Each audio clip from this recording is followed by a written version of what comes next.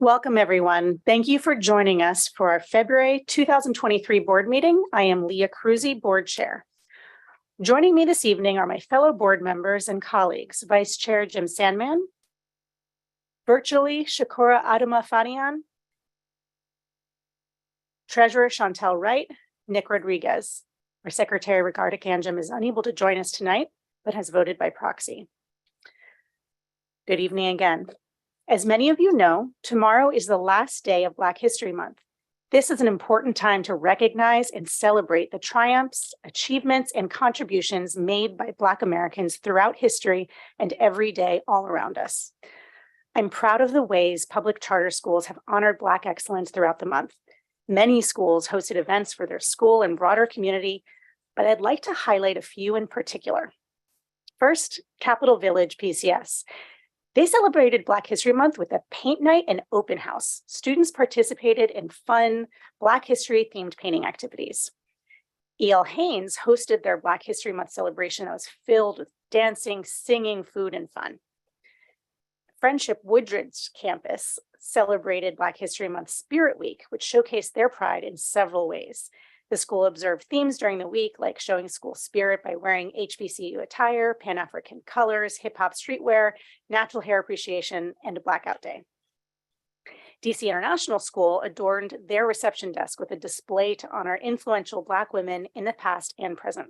The school also celebrated Black excellence with a culture fest to bring their community closer together.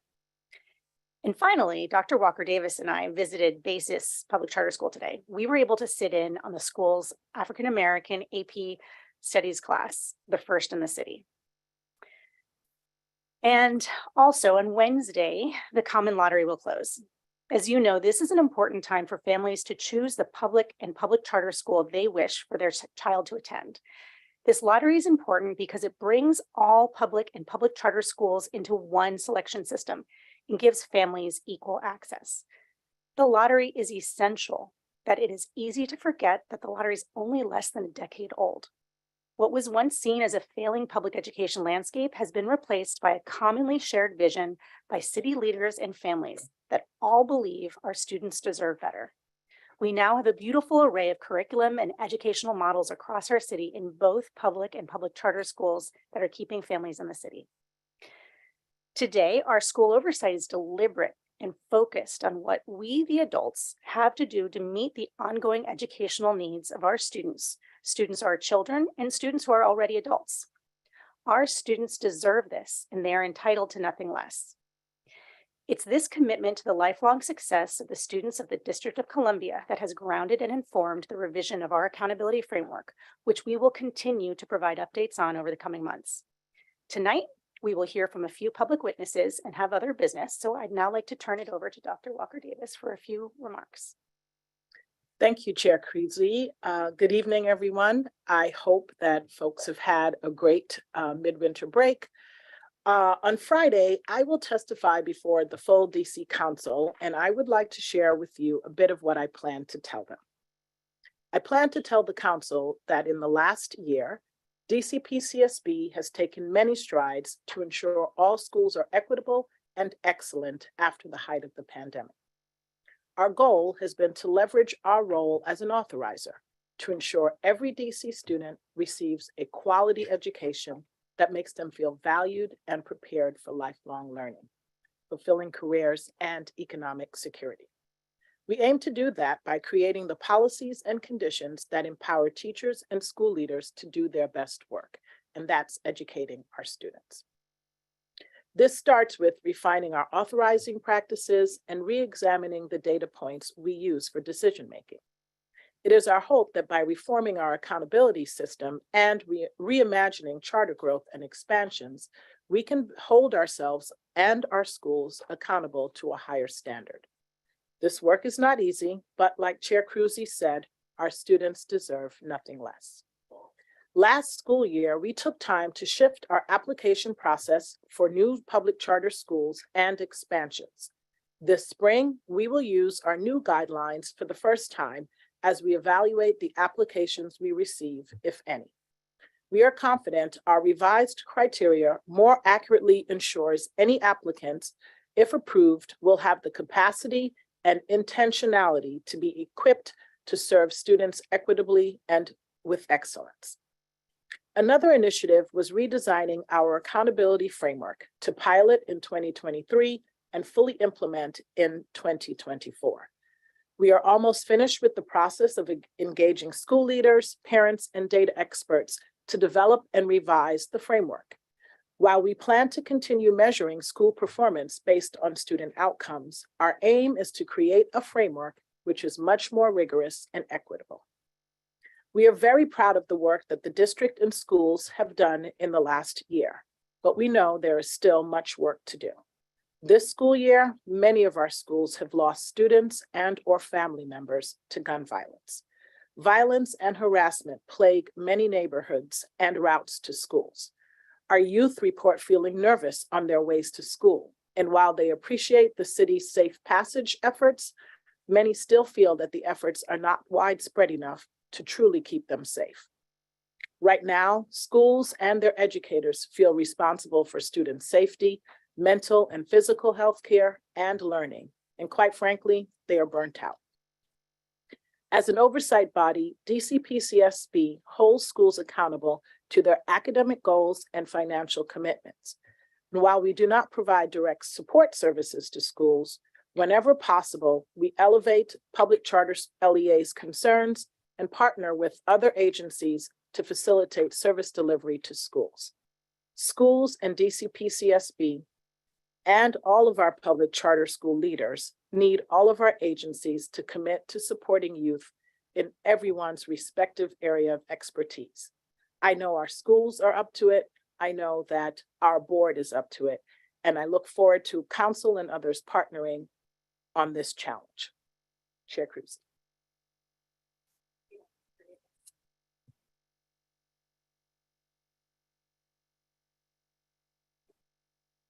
I'll repeat that. Thank you, Dr. Walker Davis. As we move through each agenda item this evening, Aisha and Courtney, our moderators for the evening, will unmute DC-BCSB constituents, staff, or individuals speaking on behalf of a school. The hand-raising feature has been disabled. Individuals who have previously signed up to testify will be called upon. As a reminder, all written public comment is available to the public on our website. If you didn't sign up by sending your name to the public comment mailbox before this meeting, please submit your comments to public.comment@dcpcsb.org or call our public comment line to leave a voicemail testimony at 202-328-2660 and select option 2. We have 10 witnesses who've signed up to speak this evening, and I'd like to begin by inviting Josh Boots to testify. Please keep your comments to 2 minutes.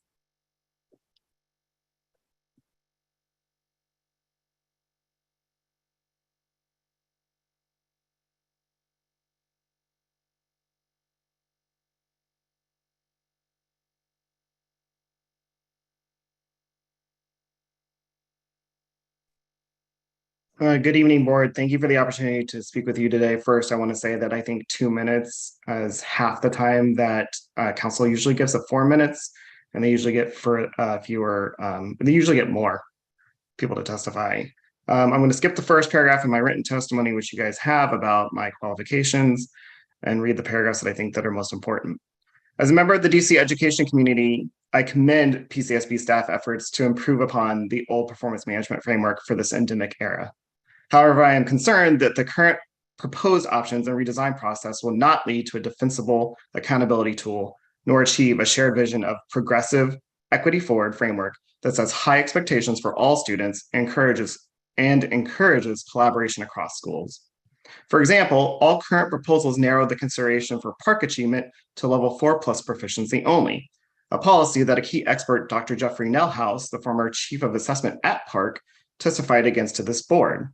It's an NCLB era policy that research tells us is counterproductive and generates perverse incentives.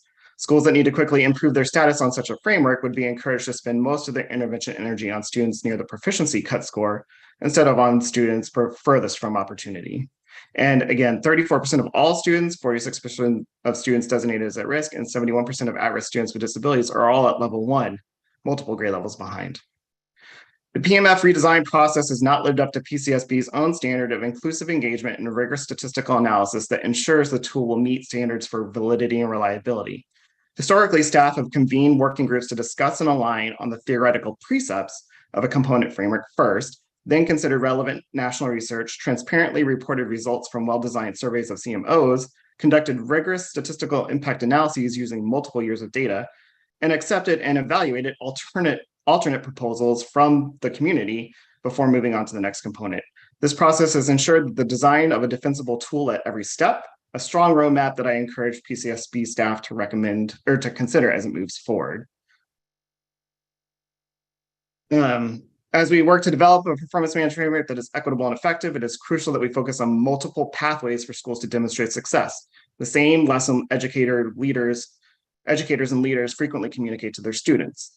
The framework should also honor that charter schools across the city serve diverse communities and offer unique educational opportunities beyond reading, writing, and arithmetic. The professional world is quickly evolving, and PCSB should design policies that encourage schools to adapt and ensure that students develop holistic real-world skills: reading, writing, arithmetic, and real world. The rest of my testimony is written, includes recommendations for statistical analyses to make sure that we have a valid and reliable framework, and additional components that may be considered, as well as an alternative framework that was co-designed by the DC education community. Thank you for your time. Thank you.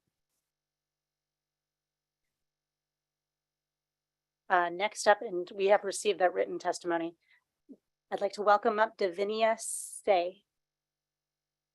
Please excuse me if I mispronounced your name.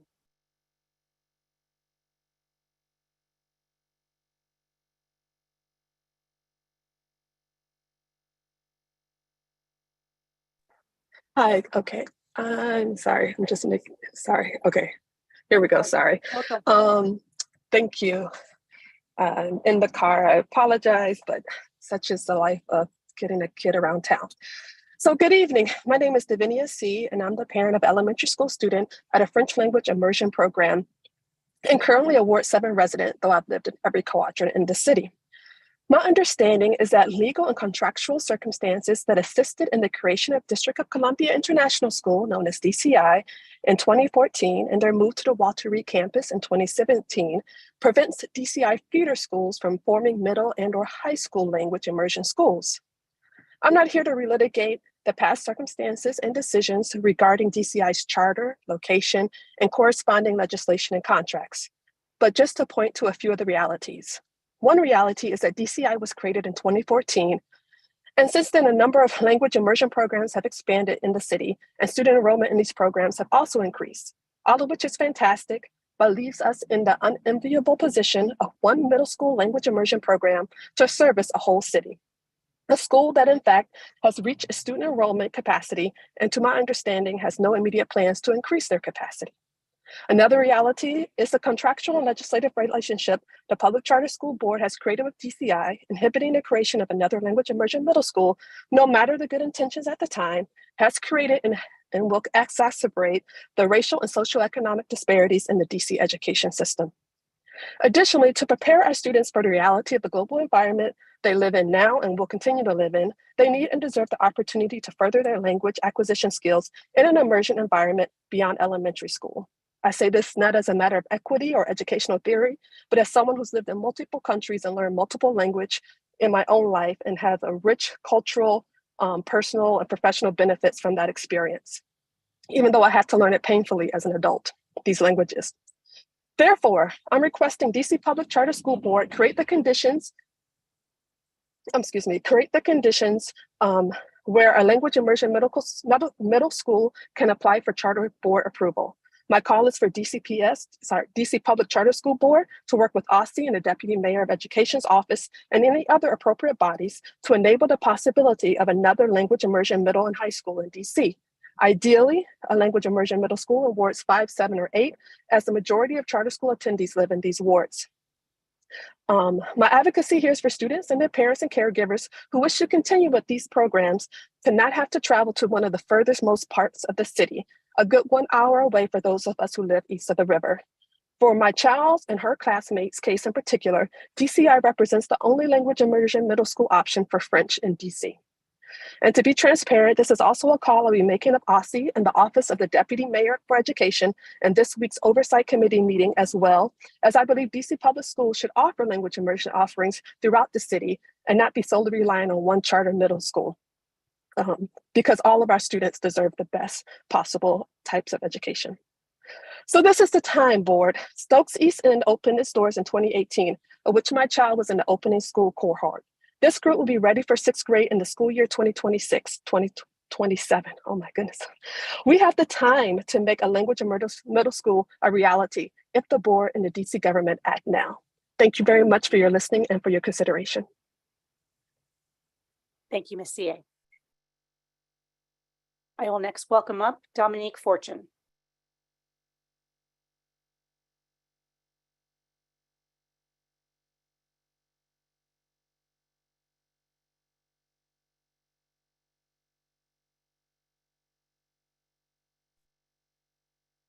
Good evening, board members and staff.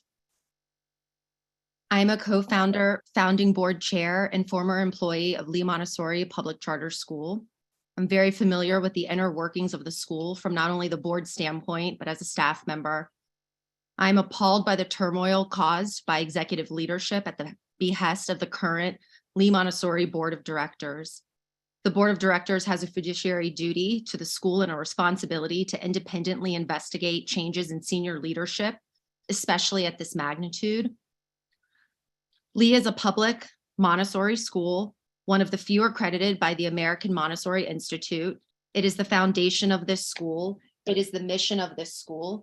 And by removing the only member of senior leadership with Montessori leadership experience, it directly jeopardizes the school, its mission, and its standing in the public Montessori community, a community I'm so proud to be a part of. The Public Charter School Board should be made aware of this board's lack of transparency and neglect of its duty to appropriately hold the executive director accountable. I am disappointed and disgusted by recent events. I not only brought on the current board chair, Catherine Bellinger, and vice chair, but additionally served with 2 other current board members. I am wholeheartedly in disbelief at the lack of transparency, reverence, and grace, a Lee core value displayed over the last few weeks.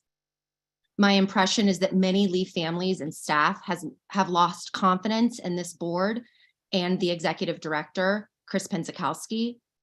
I'd ask that the Lee board consider the immediate dismissal of the executive director and issue a public apology to the community at large as a way to begin rebuilding trust. With grace and courtesy, Dominique Fortune.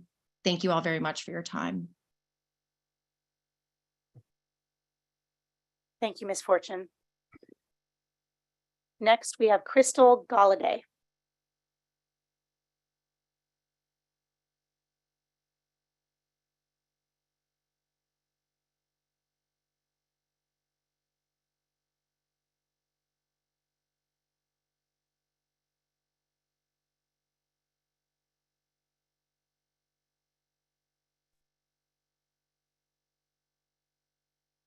Happy Monday. I am Crystal Galladay, an active Ward 7 parent that not only cares about my scholar, but all scholars in the neighborhood. My early school years were in the public school system, then I decided to attend a private Catholic high school. While in high school, I realized how far and more advanced I was, so much I attended college before graduating high school. Now, this is from me being a below average student in my early elementary school days to working my way up to getting the most awards at my high school graduation and getting all 3 of my college degrees for free. I attribute this success to the village that helped raise me and the foundational support I received in the public schools I attended. I'm a living testament of the quote that states, education is the most powerful weapon which you can use to change the world. And I want to collaborate with you to make a positive change. Now that I am an adult and parent, I realize the inequity east of the river in Ward 7 and Ward 8.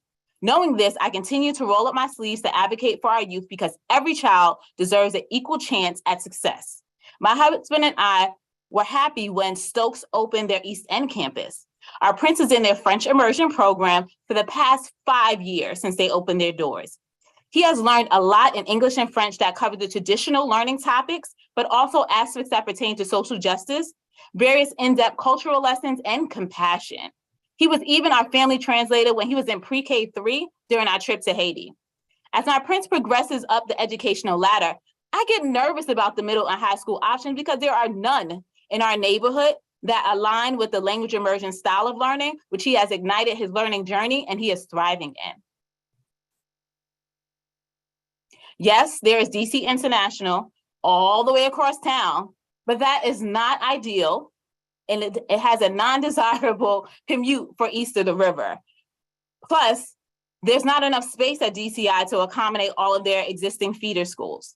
An investment in knowledge pays the best interest. So I ask you to please approve the opening of a middle and high school east of the river in Ward 7 that offers language immersion and other excellent academic programming. I raise my hands high and know several other Stokes families and people in our community that are ready and willing to be a part of the team to make this happen with Stokes, DCI, you as well, PCSB, and anyone else to make this positive change in our community to make the future brighter for our youth east of the river.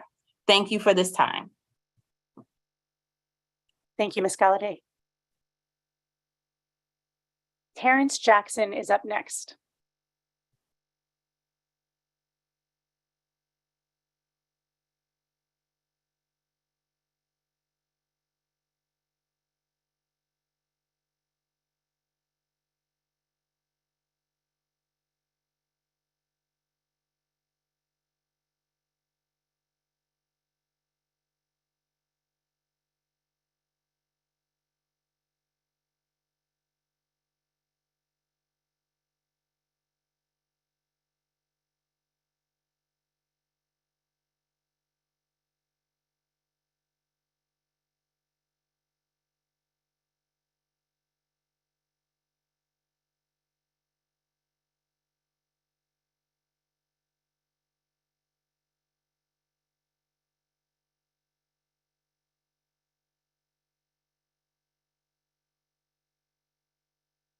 Oh, look at my picture.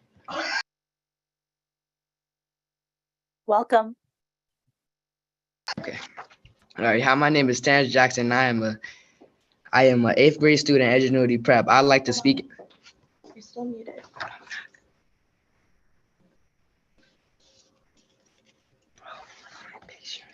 PCSB, can you hear Terrence? Yep, we can hear him just fine. Go ahead.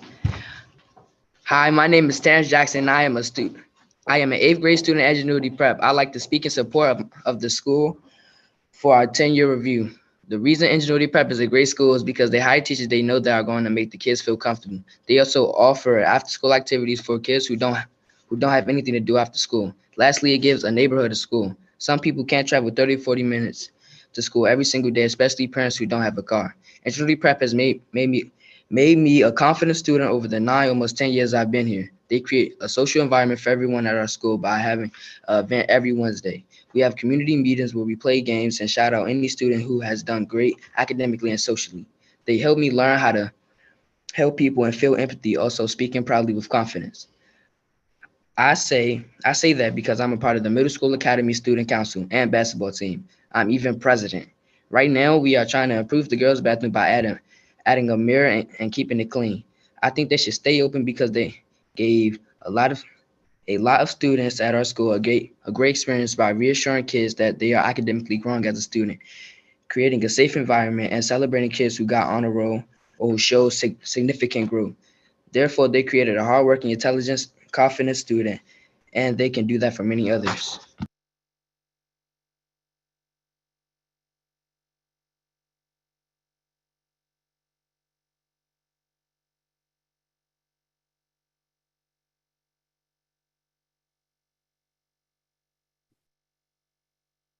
Thank you, Mr. Jackson. Okay, I think he's done. We'll next welcome up Antonio Smith.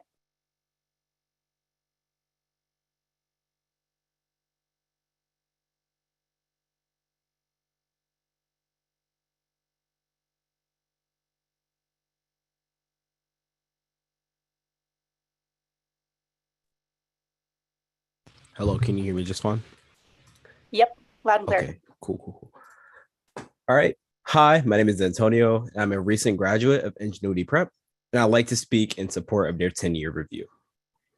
Ingenuity Prep is an amazing school serving students in our district. There are many things that make Ingenuity Prep a great school. The connections you have with your teachers and the relationships you build over time with your peers are the things that set Ingenuity Prep apart. I've attended IP for 2 years. My first taste of Ingenuity Prep was over a screen, but the staff honestly brought comfort and adapted to the change we all faced during that time. There was never a point where I felt like I couldn't ask for help from another peer or one of my teachers. Reflecting back, I can think of so many, but one of the most humbling people for me was Mr. Will, our CEO. I can think of times where he would simply walk down the hall and would see a student down, and there would never be a hesitation to stop and have a chat with that student, genuinely building a connection with his students. And that's something you won't see often from any of our other schools in our district. Ingenuity Prep is an amazing school with the relationships you built, the learning focuses and the mission to have a supportive school community. IP has definitely put us all on the table to prepare students for a path for college. IP has definitely put us all on the table to prepare students for the path to colleges and careers of their choosing. Thank you. Thank you, Mr. Smith. Kaylee Montgomery.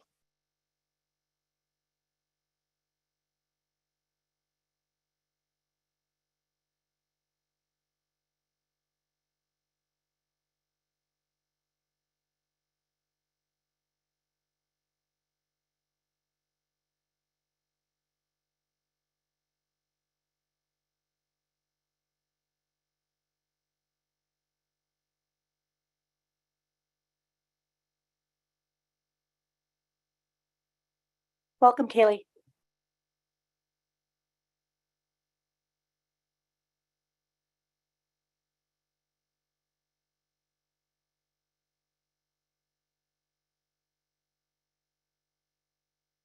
Kaylee, are you muted?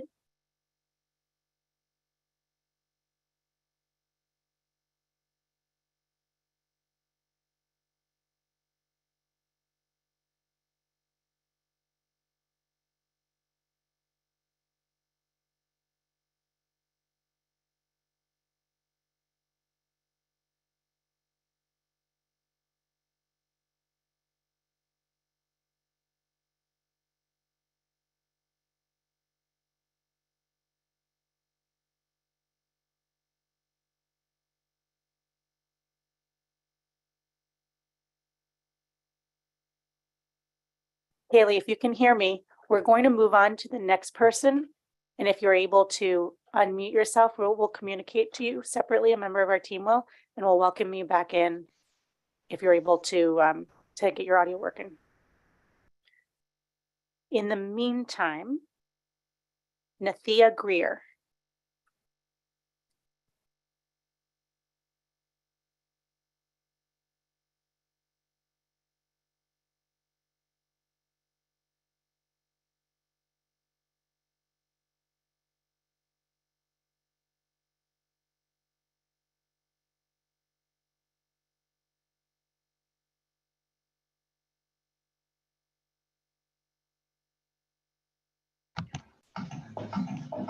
Can you guys hear me okay? A little bit of feedback. Hi, my name is Nathia Greer, and I'm a parent here at Ingenuity Prep. I like to speak in support of the 10-year review. I have 3 daughters here at Ingenuity Prep. I have my oldest daughter who's in 5th grade and have a set of twins who's in 3rd grade. My family has been a part of Ingenuity Prep for the past 8 years since my oldest was in pre-K 3.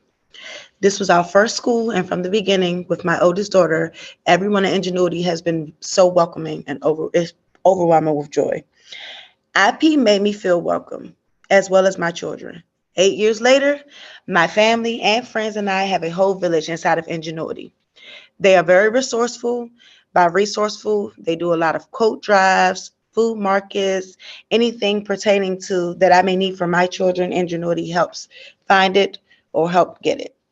As for academics, I see my kids' progress every day. I'm the type of parent that pays attention to a lot of things, so I can see in their grades, their test scores, and through work that they bring home that they're learning. I've witnessed their growth a lot.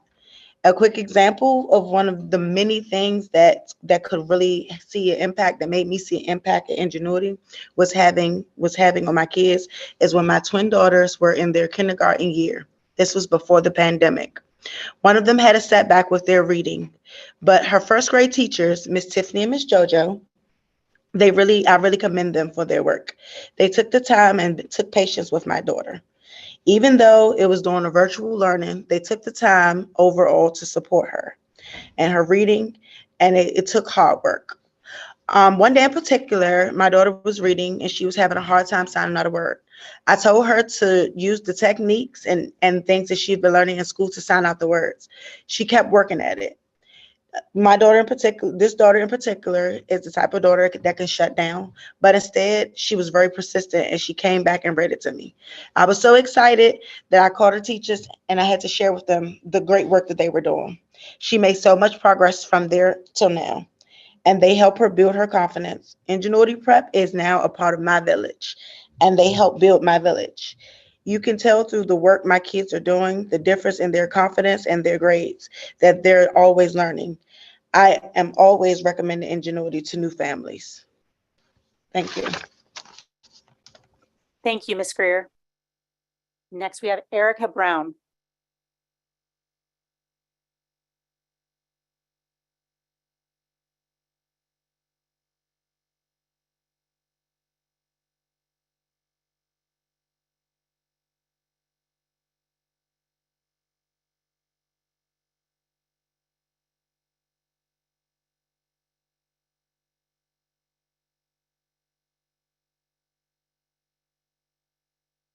Welcome, Erica. My name is Erica Brown, and I am a parent at Ingenuity Prep. I like to speak in support of the school for their 10-year review. My daughter is in 6th grade and has been at Ingenuity Prep for 8 years. I'm so proud of what Erin is learning at Ingenuity Prep. This school isn't the closest or most convenient for me, but we stay here because my daughter is progressing and the school environment is really clean and safe for my daughter. The teachers hold the kids to a high standard and keep families involved. I know where her classroom assignments are and what activities are happening. I get emails from her teachers telling me what's expected of her, and it helps me assist her better in her learning. The teachers really challenge the students to think, to put their best foot forward, and not to just settle for just enough. Erin loves science. Recently, they had experiment with rocks. She loved it so much she brought the information home and asked me to get the things for her experiment. Every day she's excited to tell me about the assignments from the day. Reading was different. She was always a good reader, but she wasn't really into it. But this year, I've seen a big change. She's really learning to love reading and always reminds me to put her book in her book bag. Her teachers make class exciting and engaging, and I can see that in the way she talks about her day at home. I'm really proud to be a part of Ingenuity Prep community. My daughter is doing great, and this school is where I feel I can be really involved. I can always express my ideas in the Family Pride Academy, where I implement new ideas. Thank you. Thank you. And Jess Chavez.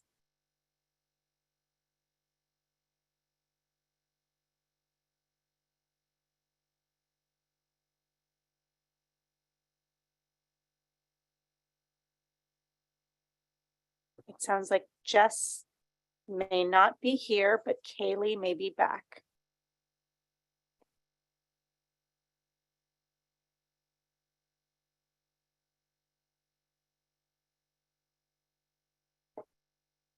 Okay. Welcoming Kaylee Montgomery back up.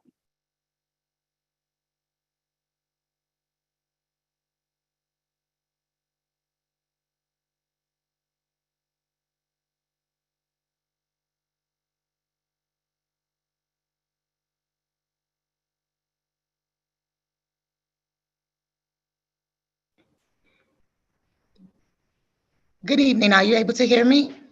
We are, yay. All right.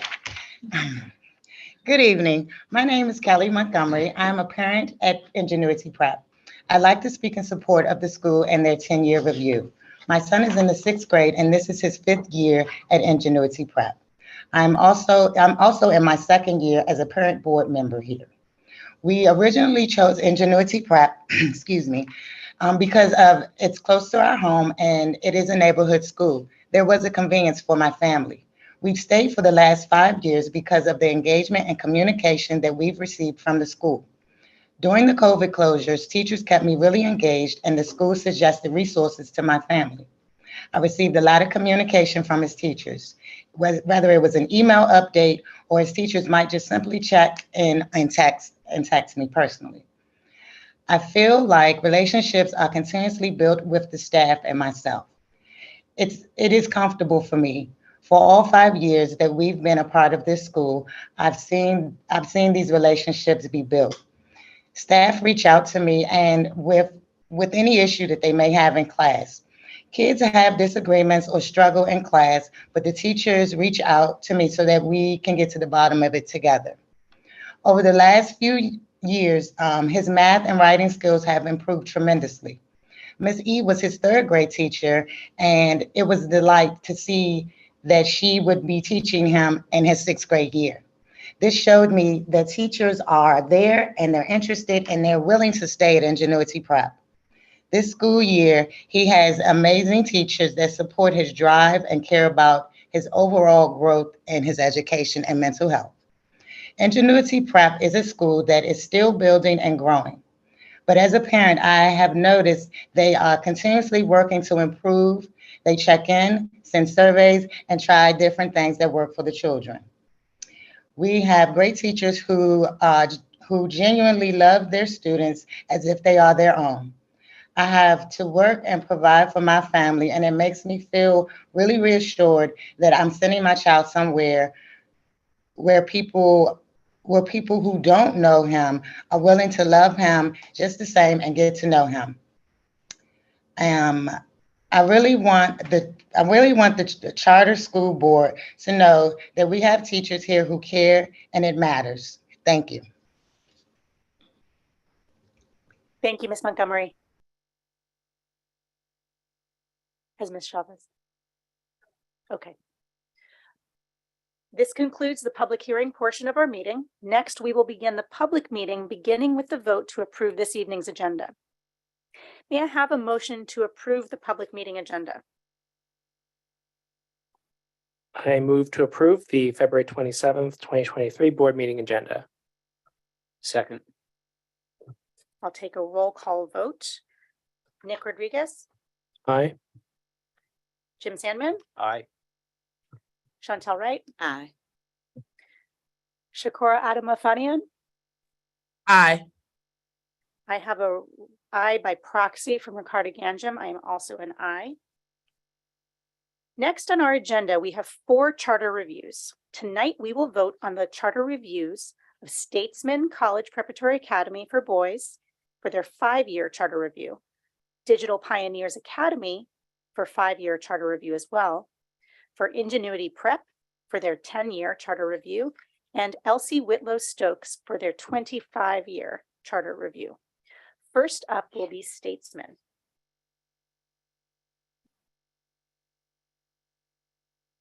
And we have 1 board member who's recused.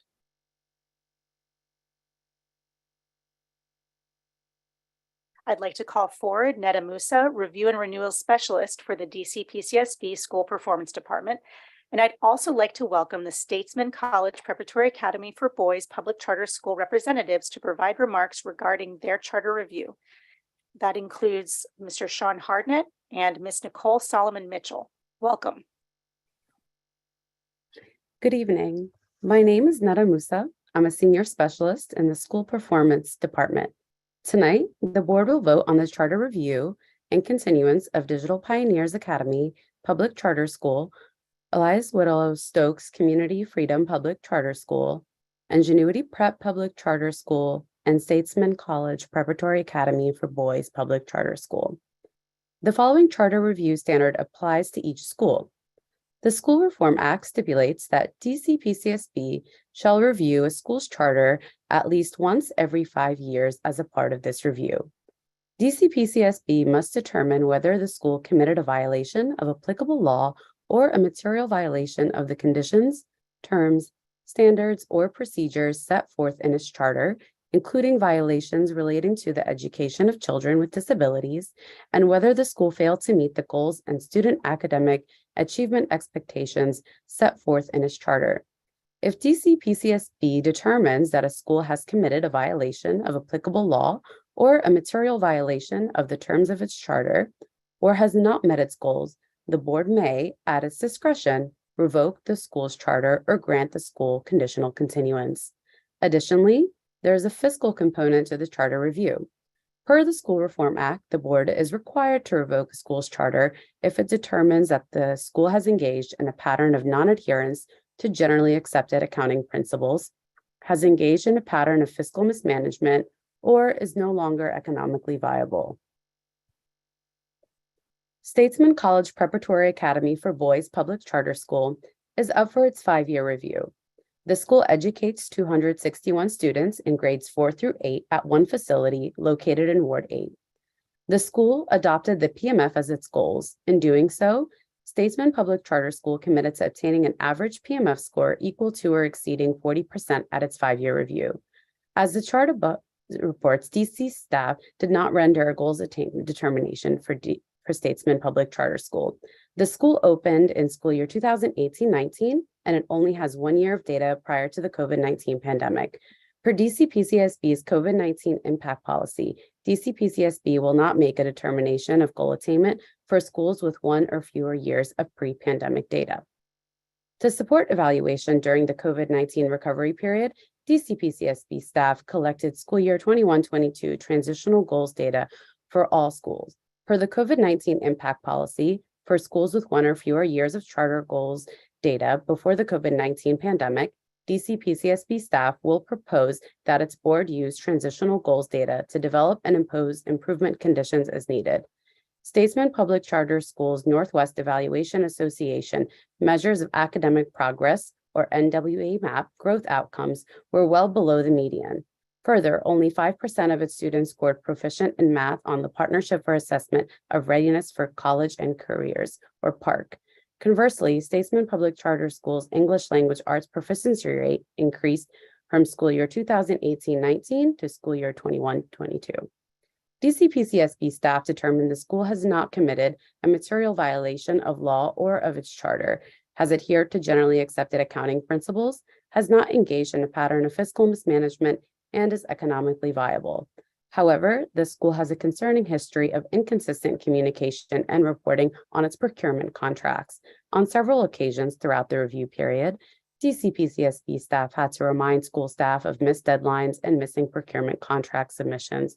While the school resolved the outstanding contracts for fiscal year 21, DC-PCSB staff remains concerned about the school's lack of fidelity to DC-PCSB's procurement reporting requirements.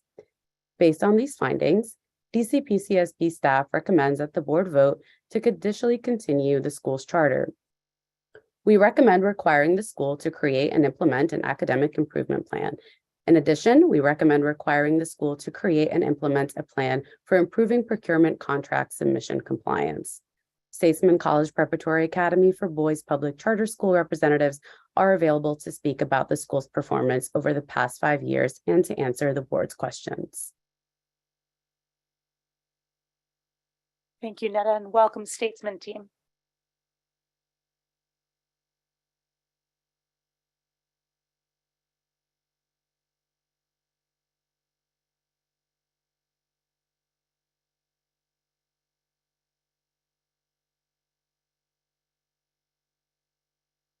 I'm so sorry I was muted. I wanted to make sure that, can you see the slides? Yep. Excellent. Wanted to say thank you to you all. I do not have enough time to say thank you. I am absolutely honored to be able to do this work here in Washington, D.C. with the leaders that we have in the city, with the Public Charter School Board. It is amazing. when you are in a cohort with other leaders across the city or across the nation, you can appreciate how important it is that we get to do this work here. I have a bunch of stuff that I need to talk to you about, and so I'm going to go very fast, and I know there will be questions at the end. And so I apologize for the rushed nature of this. You all know that we started this school in light of the fact that African-American boys, Black and brown boys, continue to be underserved across the nation and within this city. They do not feel good at school. They do not feel wanted at school. When that happens, you all know that there are some results that come with that. Those results are treacherous. You can look at any one of these statistics and decide if you want it to be true for your son, for your boy, but that is a part of what drives us to do the work that we are doing. What we really want in terms of outcomes is the outcomes that we want for every child. We want them to reach a point of comprehensive well-being. And so we did something very unique when we started the school. We went out, we interviewed 450 Black and brown boys across the nation before we ever opened the doors of the school. We asked them, what makes you thrive? What's going on in schools when you're doing well, and what are the conditions when you are not doing well? We did not stop there. We talked to 150 Black and brown men who came from communities just like these young men, but who made it through to the other side with a college degree and a career. We asked them, what made you thrive? We got very, very similar responses from them. If you do that, you're going to talk to a whole bunch of moms. And we talked to a myriad of mothers who have boys in schools, more than one, many of them. And we asked, what were the conditions when your son is doing well, and what were the conditions when they were not? We got very similar responses from them. We walked out of that with a couple of very clear understandings. Boys, Black and brown boys, want to be in environments where there is structure and where there is support. They want high expectations. They went on beyond that, though, to help us to understand that high expectations needed to be different than what we had been talking about. High expectations are an outcome. They're what you get out when you put in a high standard, high structure, high support, and high celebration. That's what comes out. So they redefined high expectations for us. They then went on to talk on and on and on about the thing that drives what we do at Statesman, and that is relationships. That boys reach those high expectations in a bonded relationship with an adult and with friends and with peers who are around them who are driving towards the same mission. Not that, though. They redefined what relationships were. They're beyond warm, caring, and trusting relationships. They are that. But for our boys, they have to last through trials of disappointment. We build relationships with them. We maintain those relationships, which is the most difficult work. And when you have done that, you reach the point where you can leverage that relationship for an outcome for children. They didn't stop there. They also told us, hey, if you want us to be engaged in class and you want to learn, then there's some things that you need to consider in terms of pedagogy. And we put those pedagogy moves in place and use that as a way that we teach teachers how to do the work that we do with our boys. That turned into this program. That is what we presented to the Public Charter School Board, and you voted yes. And so I want to say thank you. I want you to know that you made a good investment. I want you to know that you made a very good investment. There are some very specific reasons for that. One, we serve boys who really need it. We are up to the point where over 30% of the students who we serve are students with disabilities. Over 70% of them are now students who are at risk. In the last 2 years, 96% of our families had to engage municipal support in some way, shape, or form. We're serving the boys who need it. The boys who came into our school this year, between 70 and 80% of them were in the bottom quintile. This data shows quartiles, but the bottom quintile, which means that they were 3 to 5 years behind. We also serve boys in Ward 7 and Ward 8 and continue to increase the number of boys in those communities who we serve every single day. Our families choose Statesman. Every year, more of them choose Statesman. Our boys come to school, even through the pandemic. 95% in-seat attendance every day, didn't drop. Our boys shine. 3% where the discipline is across the city. And through this pandemic, we know that for Black and brown boys, those numbers have just skyrocketed. But that has not been the case for Statesman. And our boys grow. Our boys have grown. They have continued to grow. They grow through. I think it's very important that you pay attention to those numbers for students with disabilities in both math and reading. 15 iterations of this, outperforming general education students in growth. Now, they've got a longer way to go. They have a much longer way to go. But the fact is that they are growing. The regular students are growing. The students who are at risk are growing. The students with disabilities who are growing. So we serve the students who need it the most, who are furthest from opportunity, and they are growing with us. Now, when you look at the flat data, you are now left with this question. I'm going to ask this board and the voting members of this board to consider an action. When you look where we are, at the raw data, it just looks rough. It looks like COVID happened. It looks like we serve the population across the nation and in this city that is most impacted by things like COVID. And we continue to serve that population. 13% of them made 4s and 5s in math, 5% of them made, and that's what they look like across the ward that we serve. It was difficult. It was definitely difficult for them. But I wonder if that means that they are not academically performing. If it is just that our kids didn't grow enough, when you see that there's clearly growth happening with this population of students, again, with even if you look at the second set of charts, new students who come into us 3 and 4 and 5 years behind, their growth has been amazing. And even with all of what happened, there is still something to say about the fact that they're ranking in the way that we did. But this is the thing that I want you to just pay attention to, just for me. We went through and looked at the OSCE reports that were published on every single school, and this is what we found. Across every single school in Ward 8, and the data is similar for Ward 7, there is not another school that serves as high a percentage of students with disabilities who scored better than us. How does this school have an academic condition? How does this school have an academic condition? I'm going to ask you all to think about a couple of things for me. One, you should take the recommendation of your staff to approve this school. I'm going to ask you to consider whether or not we suspend an academic condition for this school right now until we have another year to look to see whether or not this is really an issue. That 12 or 13 and that 5 may actually be nothing that we would ever be proud of. We didn't like it. We didn't like it. But it may actually have been a marker for the fact that this school was able to stave off some of the losses that so many others in this group. No composite of Black and brown boys across the city, perhaps across this nation, with 30% SPED, 71% at risk, performed at this level. There are lots of schools that perform higher than us. Not one of them is anywhere near where we are with the number of students who have special education IEPs. That number is 34% for us right now. I think that I am concerned that this condition would disincentivize people who are going to do the very difficult work of working with the most difficult populations who are furthest from opportunity. It will disincentivize us from doing this work. I think that we can suspend this for now. In terms of procurement, this is horrible. We feel embarrassed about it. We held on to a person because we believe in holding on. We are in relationships. We held on. The minute we let that person go, all of this went away. We will write a report that says it all went away with the person, or we can say that that procurement condition has already been met. You haven't seen anything since that person left us.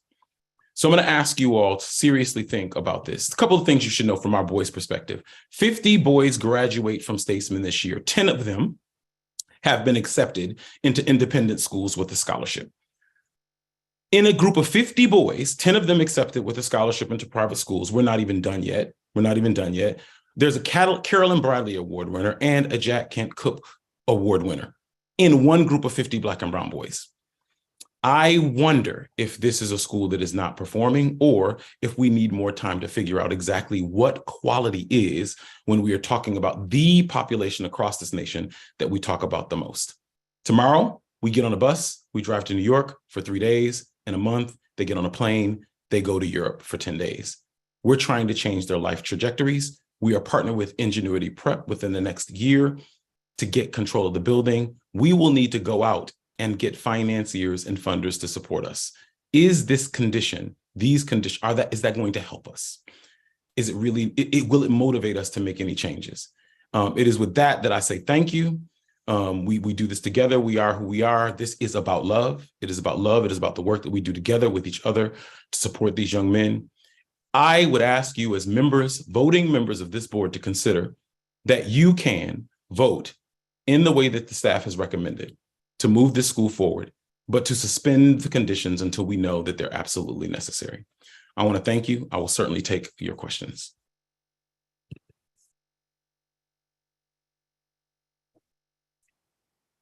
Sean, thank you for this.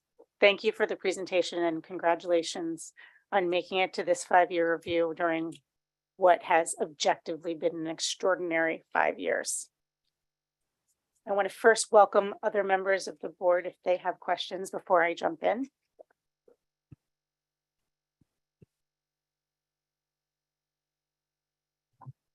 Good evening, Sean. It's good to see you.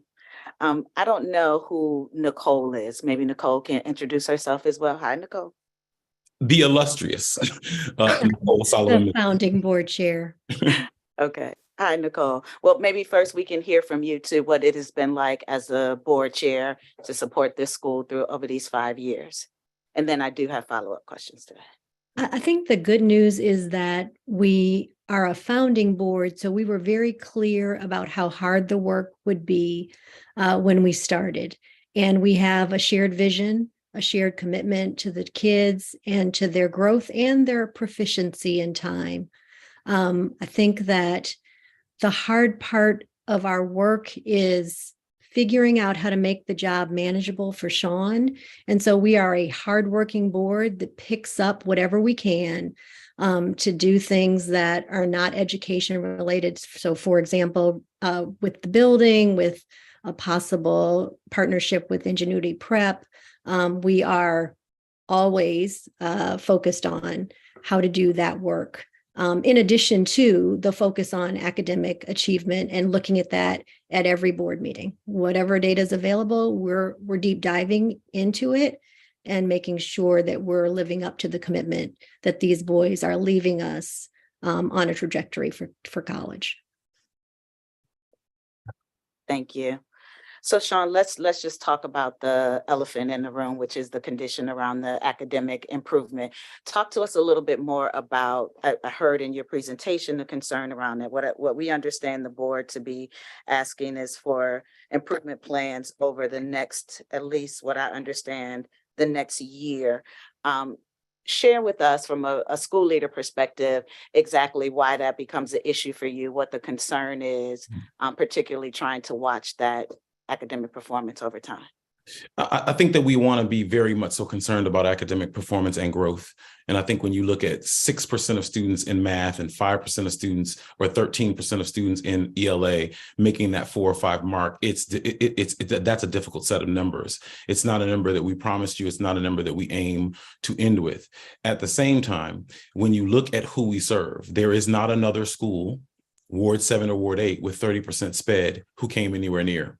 And so we've got to be careful to say that this is a school that deserves a condition. We just got to be careful to say that.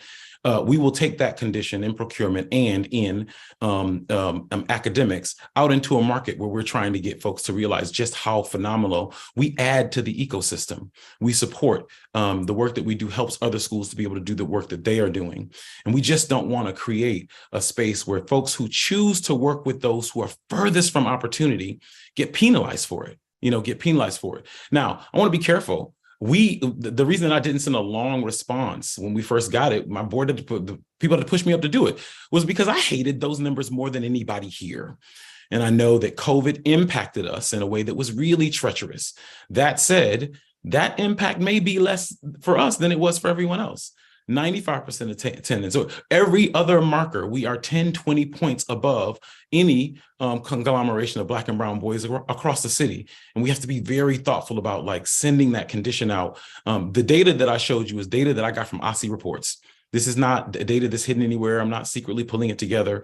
It's available. And I think that we're going to have to be thoughtful, even as we are going through the body of work, which I'm certainly supporting, to shift our PMF so that we don't do this in a way that means that we say equity, but then, we hurt those who go after the populations of students who struggle the most across the city. And so is writing the report a problem? If you all tell me to write the report, I'm going to write the report. But is it necessary that we be walking around trying to get financing with that condition next to the fact that when you look at every bit of data about who we serve, it might not have been as bad as we make it look because we're not in the top in that top row. We want to be there, but we also know the work that that we do and who we do that for means that we got to fight a little harder, fight a little differently, to get that work done. So I hope that talk to answers us. the question. So talk to us a little bit about what it is that you are doing, particularly having returned from COVID. What does the work look like on the ground? And then I have one more and I'll stop. Very simply, we have had to double, triple, and quadruple down on reading, writing, and math. Like we've really had to double, triple, quadruple down on that. We have a partnership with there's 5 adults in the building providing in-class tutoring, out-of-class tutoring during the day to students every day. We have that exact same contract with reading folks. And because we did that partnership with Reading Plus, they can't work with our students with disabilities. So we hired another person to come in to serve as a specialist to offer that same thing to our students with disabilities. We got to stay on top of that. We've got to cut the time differently. We've got to use every single program that is available to us. And we're using lots of data to figure out what we need to be doing in class. All of that is aside from the fact that the relationships have to be strong. We have to continue to incentivize and take the pedagogy that these boys gave to us and push that through into the instruction that we're seeing in classrooms. And already we've seen that, like, since last year, we were always a growth school. We're coming back to being that. COVID slowed that down for a year. It slowed us down a year after we came back, but already we're seeing that is the trajectory is shifted. And I wonder if a suspension in a way that allows you to see another year would give you the opportunity to really know that we aren't penalizing a school just for serving kids who are difficult. We're penalizing them because they're not serving. So one of the keys to Statesman, and I'm disappointed that I did not get to see you guys before this meeting, but one of the keys has been relationships and school climate. In your 5-year report, though, looking at the data, we see that last year there were 0 out of school suspensions, yet your mid-year withdrawal rate was almost double the sector for 6 through 8 and almost triple the sector for students with disabilities. While that has nothing to do with your review, I would like for you to talk about what you attribute to this data and how you're currently addressing the same, talking about some of the issues that may have come up for you returning from COVID, et cetera. Sure. If you look at the data for the 3 years prior to that, you will see that we are one of the schools that was cited for the fact that 98% of our students with disabilities return. We've already surveyed our parents for this year, and it looks like it'll be back above 95 again. Last year was a very difficult anomaly. We do not fully understand why. We lost a lot of folks who went to other states, other schools. We lost a lot of folks who felt like they just couldn't, like things just weren't coming together the way they needed them to come together. And so we saw that special education was the largest population of students that we lost last year. We also saw that some things were happening inside of our programming in terms of changes with regards to staff who are coming on new. It was the largest and newest group of people that we brought into SPED. And so we think we just got hit with that. We just got hit with that. And what we did was what we always do. We win with the stickers. We stuck around. We stuck with those teachers who came in. We trained them. We supported them. And now we see that we're back in a space where our parents are singing songs about the service that they're getting. And so does your data looks different in terms of media withdrawals today? Oh, it certainly does. It certainly does. It certainly does.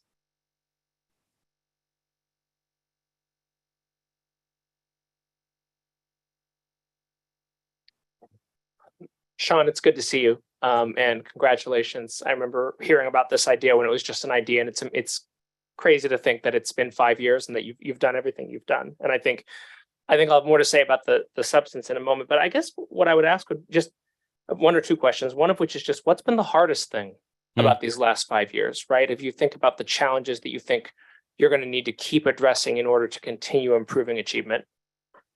You know, it is good to see you as well, Nick. And I certainly remember sitting down with you and explaining the craziness of what we were trying to put together. I think that what has been hardest about this is what has been hardest for leaders across the city. We have struggled through this pandemic to hold families in place, to hold and keep our environment safe. You know, we have had a relatively safe environment through all of this. And this is with Black and brown boys, a population that people oftentimes think can't be made safe. And they have been safe with us, but it has not been at no cost. We have fought for that safety. We have fought to stay. We do what we call a statesman hunker down, right? Chronic attendance across the city is insane. It was less than 5% for us last year. And that is because we will climb through the window, knock on the door, climb through the car, show up at work to make sure that your son comes to school. And what happens is when parents realize you're serious and you want them there, They send them. When the kids realize you're serious and you want them there, they send them. None of that has been easy. I taught full-time math in 4th grade when we opened. I'm teaching full-time 7th grade math now. Again, because math has been very difficult to staff and teachers have left, and I'm a good math teacher. And if I'm not raising funds or talking to the community or building our profile, I can be in classrooms teaching math. And it also serves as an excellent model for using the pedagogy that we have put together that our boys gave us, so that teachers in the building can walk through and see it and parents can see it. And so it's been hard. It's been very hard to work 20 hours again, like we did when we first started. I think that has been hard. It's been hard to watch dissatisfaction. It's been hard. Last year was hard to watch families leave us. It was just very hard. We were not a school that saw people leave. So it was hard. And I think working with a community that has struggled as much as our community has struggled has been hard. There's nothing easy about it. But again, we believe you win with the stickers. You stick with this, you stick to it, and you get good. Thanks. I appreciate your just sharing that reflection. It's helpful to hear and to think about. Let me ask like the slightly tougher question now, which is to say, if I were to think about the difference between your recommendation, what you're asking us to do, and what the staff is recommending, it feels to me like the real difference is either way, you're worried about these results. There's going to be an academic improvement plan. The only question is whether it is sort of public and shared with the PCSB versus something that happens for you internally. Would that be a fair thing to say? I would say that there are a couple of things that concern me. Of course, we will gladly share an academic plan with the Public Charter School Board for their review and make edits based on their evaluation without the condition, if we can remove the condition and get the same thing done. Asking us to come back every single year to redo that, I think might be gratuitous, but if they ask for that, we'll do it without the condition. I don't want to be on the market with Ingenuity Prep trying to get financing for our school with a set of conditions that may or may not be penalizing to schools that choose to serve those who are furthest from opportunity. I've been saying this so loud, so clear for the last year and a half as we've been talking about changing the PMF and changing, like we cannot have systems that penalize those of us with the kind of experience that I've had in the background that I've had, track record of success, but I'm gonna have to sit that track record in this work for an extended period of time. COVID isn't over. This is COVID. And I'm not sure that I feel comfortable with wearing that and then taking that into a financial into the markets, right? When really, I think I've said enough. Okay. Yeah. Right. So I understand. So, but it is then about that perception and in the market question for you. It's the condition. It's the condition. Like we are letting the school move forward, but really we wouldn't. Right? Like, no, you would. This is a school that is doing something in this ecosystem that we need done. Yes, you would. And we do need to spend some more time figuring out how we describe quality, what it means to be quality, and 30% and not another school able to, that piece, just when I pulled all that data and looked at it myself, it was like, wait a minute, how do we stand Ward 7 or Ward 8? Not one. And so how do we stand next to that? Lots of schools outperformed us, but none, they had less than half the population of SPED, less than a third of the population of SPED. And so I just think that if you've got, and it's very clear looking at our data, our students with disabilities are growing. Over more than 10 iterations of MAP, that population grows with us. And so I just think we've got to find a way to make sure that we see all of that when so piercing a decision is made on, yeah. Got it. Okay, great. Thanks, Sean. Appreciate it. So Sean, let's talk about the gaps in the procurement compliance. Heard you talk about the staffing issue you had and don't want to in any way violate personnel issues, et cetera. But talk to us about the processes that you all have put in place to make sure that you are compliant. And then what was happening in terms of the interaction with the staff when you were brought about, et cetera. Just talk to us about how you're changing that and how that has changed and how it looks different now. So I'll say one, that we were very simply ashamed of the reality that came up and just continued. And we have a deep commitment to people who we bring on. We believe that people need to be trained, that they need to be given every opportunity to develop and to grow. And we decided to sit with a person and continue to work with them while they were hiding things, keeping things from us. I mean, I want to be thoughtful about the fact that this is indeed an issue of the issue that it is. What I will say to you is this: the day after we made a decision to make some moves in that space, this problem went away, and you haven't seen it since then. It went away and you haven't seen it since then. And so some part of it is we were a new school. We started with a whole bunch of contracts that were very small, and then they got big because we got bigger. And people who were responsible for communicating on a regular basis, and the staff did a phenomenal job. They were sending me little notes in behind and little phone calls and saying, Sean, get on this, get on this. And we did. I was communicating and having other people on my ops team communicate. But very simply, there was a gatekeeper. And when we changed that gate, this got kept. And so again, the condition is already met, but we'll write a report that says when the gate got changed, the conditions got met. Now, we have strong operational support inside and outside the organization, and they've made it clear, Sean, the processes are fine. Your processes are fine. Our board chair asks me every day now, like, do you have a contract?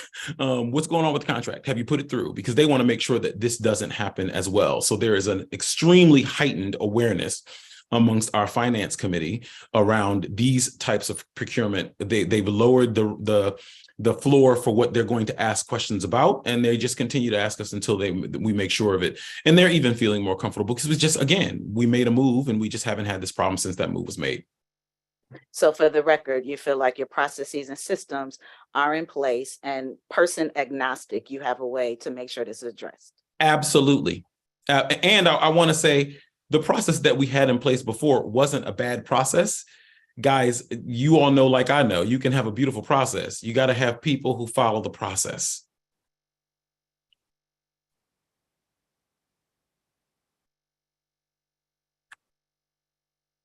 Chair Cruzy, may I just say a couple of comments?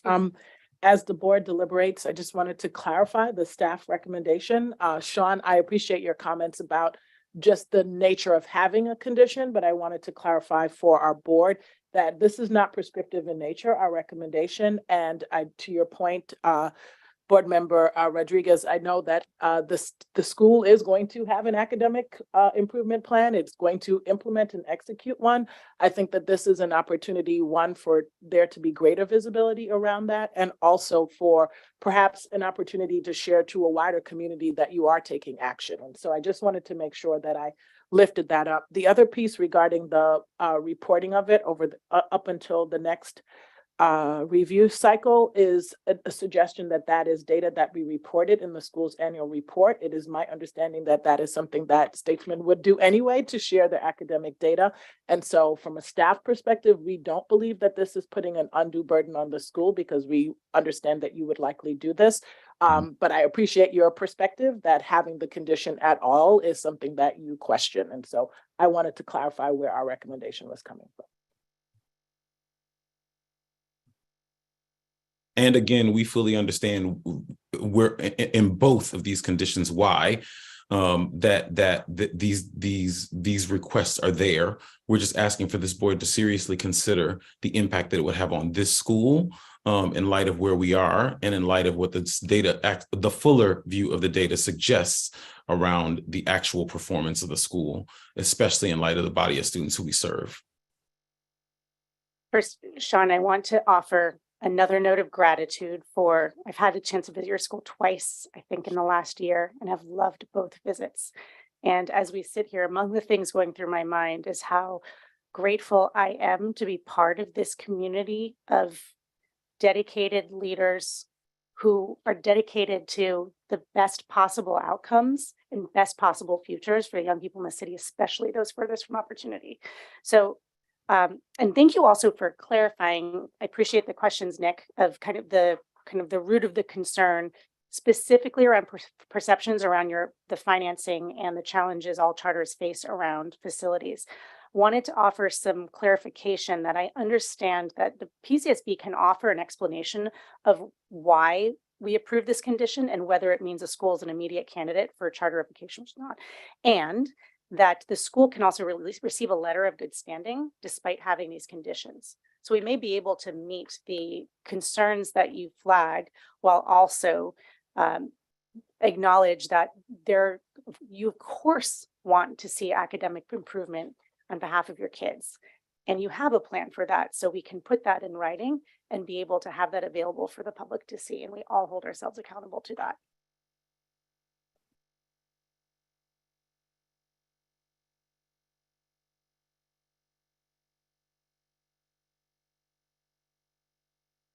Again, I want to certainly want to say thank you. I do not have enough time to say thank you for the fact that I have the opportunity to do this in this city where there is so much support and so many people around us who want us to do well and who are thinking about this with us. I would say that I appreciate everything that everyone has said. It will not change the fact that that condition will stand and that the condition will be a part of what is publicly recorded. And when we are out on the market, people will pull that. It will automatically be seen and we will have to offer some explanation. And it will put us in a position where we are literally doing what I'm doing tonight, which is kind of like trying to provide bankers with information around what makes our school good. When while, you know, plenty to say about that. This is a wonderful place for Black and brown boys. And we want to continue to be that. And we, again, boy, the perception is one, but then just this reality that if you choose to serve those who are furthest from poverty, you are choosing to put yourself in a place where it is going to be hard for you to shine that good work. And I think we want to incentivize that rather than disincentivize it. And I think if you all say that we need to write a report, we're going to write the report. If you all say that there's a condition, we're going to adhere to those conditions.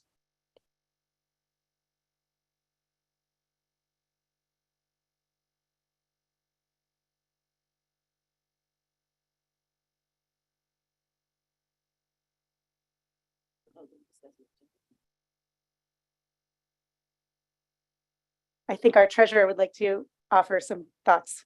Go ahead. So this is really to fellow board members and to staff. So Anada, please feel free to push in. Definitely understanding what Dr. Walker Davis has said, also understanding from a school's perspective what it means to have a condition. Question for the staff, is this condition meant to go for all 5 years, meaning that Statesman does this? Is that the recommendation, that it happens all 5 years? So that's my first clarifying question, then I'd like to add on. Absolutely. The condition is set for that the school develop the academic improvement plan once. So that's the first plan. It'll share it with us in the set timeline. And then it will report on its progress every year leading up to its 10-year review and its annual report. So my thoughts to the board is, given the concerns of the charter board and concerns of us, obviously, school leader also is saying it as well, that this be set out as a specific 1-year condition that then can be removed and noted as removed if met, if the board is, or the board and staff are satisfied with the plan, and not something that is carrying on for the school throughout its whole 5 years of review.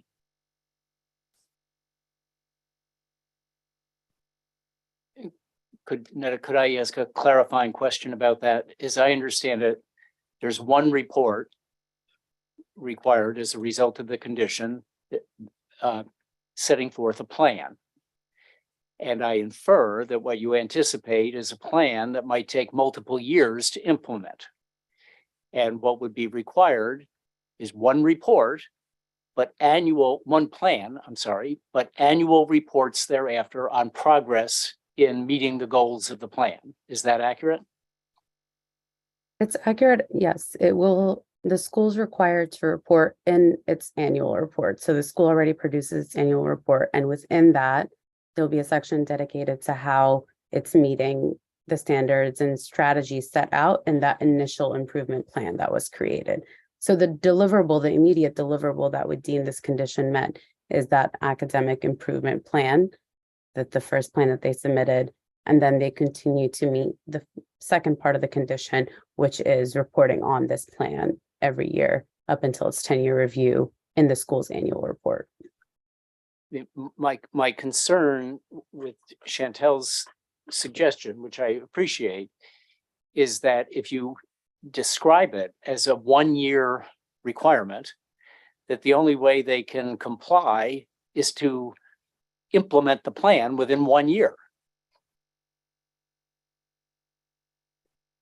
Do you understand my concern? I don't, I mean, it seems to be putting a burden on them that may not be good news. Come up with an academic improvement plan for 1 year, and you need to meet that plan in a year. I mean, I guess I have reservations about that. I wouldn't want to take so short-sighted a view of how long it might take to implement a plan that would be successful in addressing the issues that we're concerned with.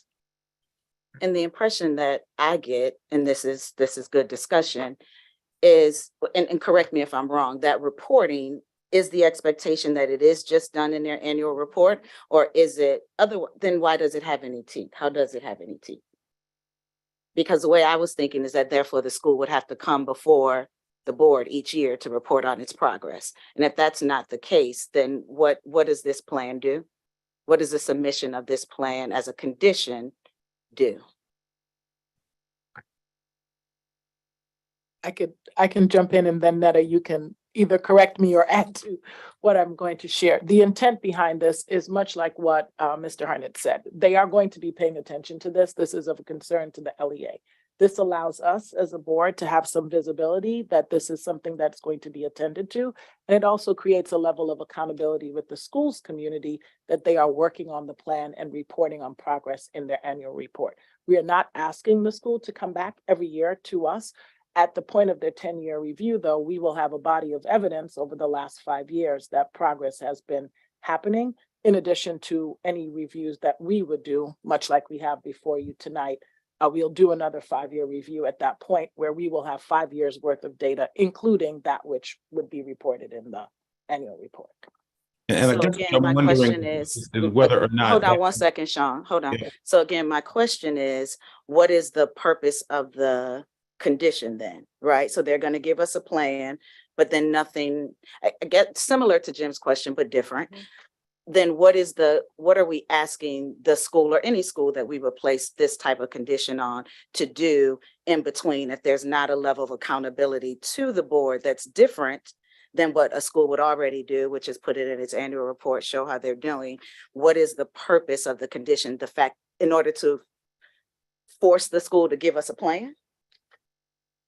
I would say for us to have greater visibility around what the school is doing, given the results that we are all looking at. And then at any point, whether there's a condition in place or not, if there are concerns about declining achievement of a school, we can have a board-to-board conversation. We can bring the school forward for further review. And if it is really an accelerated decline, then we might want to implement some other actions. This allows us to really have more of a maybe public visibility around action being taken place as a result of the data that we're seeing now. It doesn't prevent other tools that we have in our toolbox right now. And if I were to parse out the two parts of this, one could say having the plan submitted is one part of the condition, and the annual reporting is another part, as Netta shared. And to Chair Cruzy's point earlier about what that means for the standing of the school, at any point when one asks if the school is in good standing, having met the letter of those conditions would allow us to say, yes, the school is in good standing. So I don't think it prevents the school from positive appearance in the marketplace. And I also think it just gives us greater visibility around action taking place.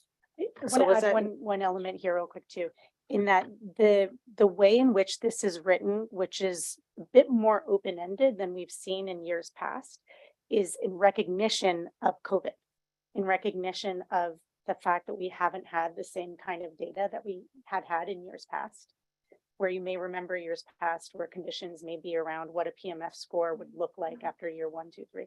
That this is not written that way, in acknowledgement of lack of data that we've had, the transitional goals, and understanding that you are crafting your own path to meeting the needs of all of your students in your own way. So then now I'm going to play the devil's advocate, because I actually think the fact that it is broadly written is probably worse for the school to have a condition on versus something that might say year over year, because at least there's a target that you're working towards and go. But I'll table that part of it. I think what I'm concerned about now, I don't understand the purpose of the condition if after the initial submission, everything looks the same for every school. Like I'm not sure what we're doing. Or why wouldn't we just ask for that plan, request that plan, but not condition their continuance or their review based off of it? And maybe a staff member can help me understand that better. Or how about you? You're the executive director. Well, I was going to ask for either Netta or Melody Sampson to share a little bit about historically, and recognizing what Chair Cruzy said, this is atypical because we have less data available to us than we would have had in the past, but why we would implement such a condition and sort of what it adds to our set of resources that perhaps we don't have. And to clarify, Nada and Melody, you all know I both understand the condition around academics. So let's remember that. Help me understand how that then plays in without some sort of criteria, which I am not suggesting, but without some annual criteria, what this actually does and why we would make it a condition to the review. So I can start. Oh, I'll start, Netta, and then if you want to offer some additional comments, you're welcome to. But I'll just say that it's precisely the sort of sticking environment that we're in that Leah alluded to, Chair Cruzy, excuse me, where we just don't have enough data to responsibly set specific targets for any campus in our portfolio, any school in our portfolio at this moment. And so what we believe is most appropriate is to ask the school to do its own interrogation, do its own review of its data. They know best how their students are faring. Take an opportunity to do that reflection and then come together as a team to identify what precise strategies they need to implement so that they can get their program on track or on a continued track of improvement. And I will reiterate the comment that Dr. Walker Davis shared a few minutes ago, and that is that the purpose of asking the school to report on their performance year to year in their annual report is because it gives everyone an opportunity to see how the school is performing. And it also, if needed, gives us additional evidence that we can say, perhaps we need to act more, and perhaps we need to do another high stakes review before we get to the 10-year review mark. So the purpose is really creating an opportunity for the school to do the reflection that it's likely already doing the interventions that it's likely already doing, but giving them an opportunity to commit those plans to paper, and then giving DC PCSB staff an opportunity to look at the performance, look at the school's ability to implement those strategies over the next 10 years. And hopefully we come together at the next 10-year mark and we're able to see the progress that the school has made based off of the plan that it developed. And Melody, my question to you, where is the staff not able to do all of the things that you just said without this condition? We could do those things informally, but then that would be inconsistent with the way we are monitoring other schools in our portfolio. Okay, so say more of that. So because I want to make sure I'm clear, what we've said in this C part is that the only way that the school is reporting on it is in their annual report. That's what all schools have to do or should be doing as part of the annual report requirement, right? So they would have the specific expectation of reporting on the strategies that they set out in the improvement plan, and then balancing that with the actual academic performance. And so that piece of the expectation is not all schools are required to report on the strategies that they've adopted and how they're meeting them or not meeting them. Okay.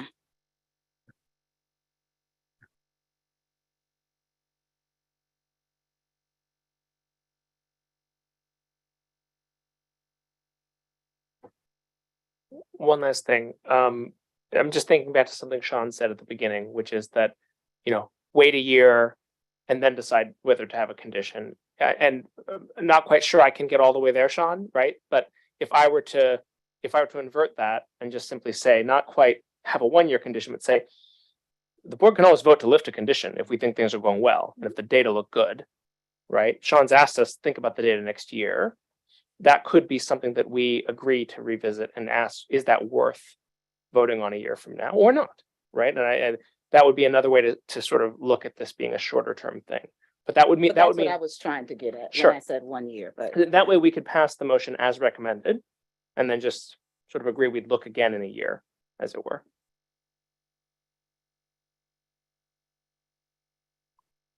The one comment that I would say to that is the school is not subject to a review next year. So it would not be in a natural cycle for review, but we could commit ourselves to come back and revisit that.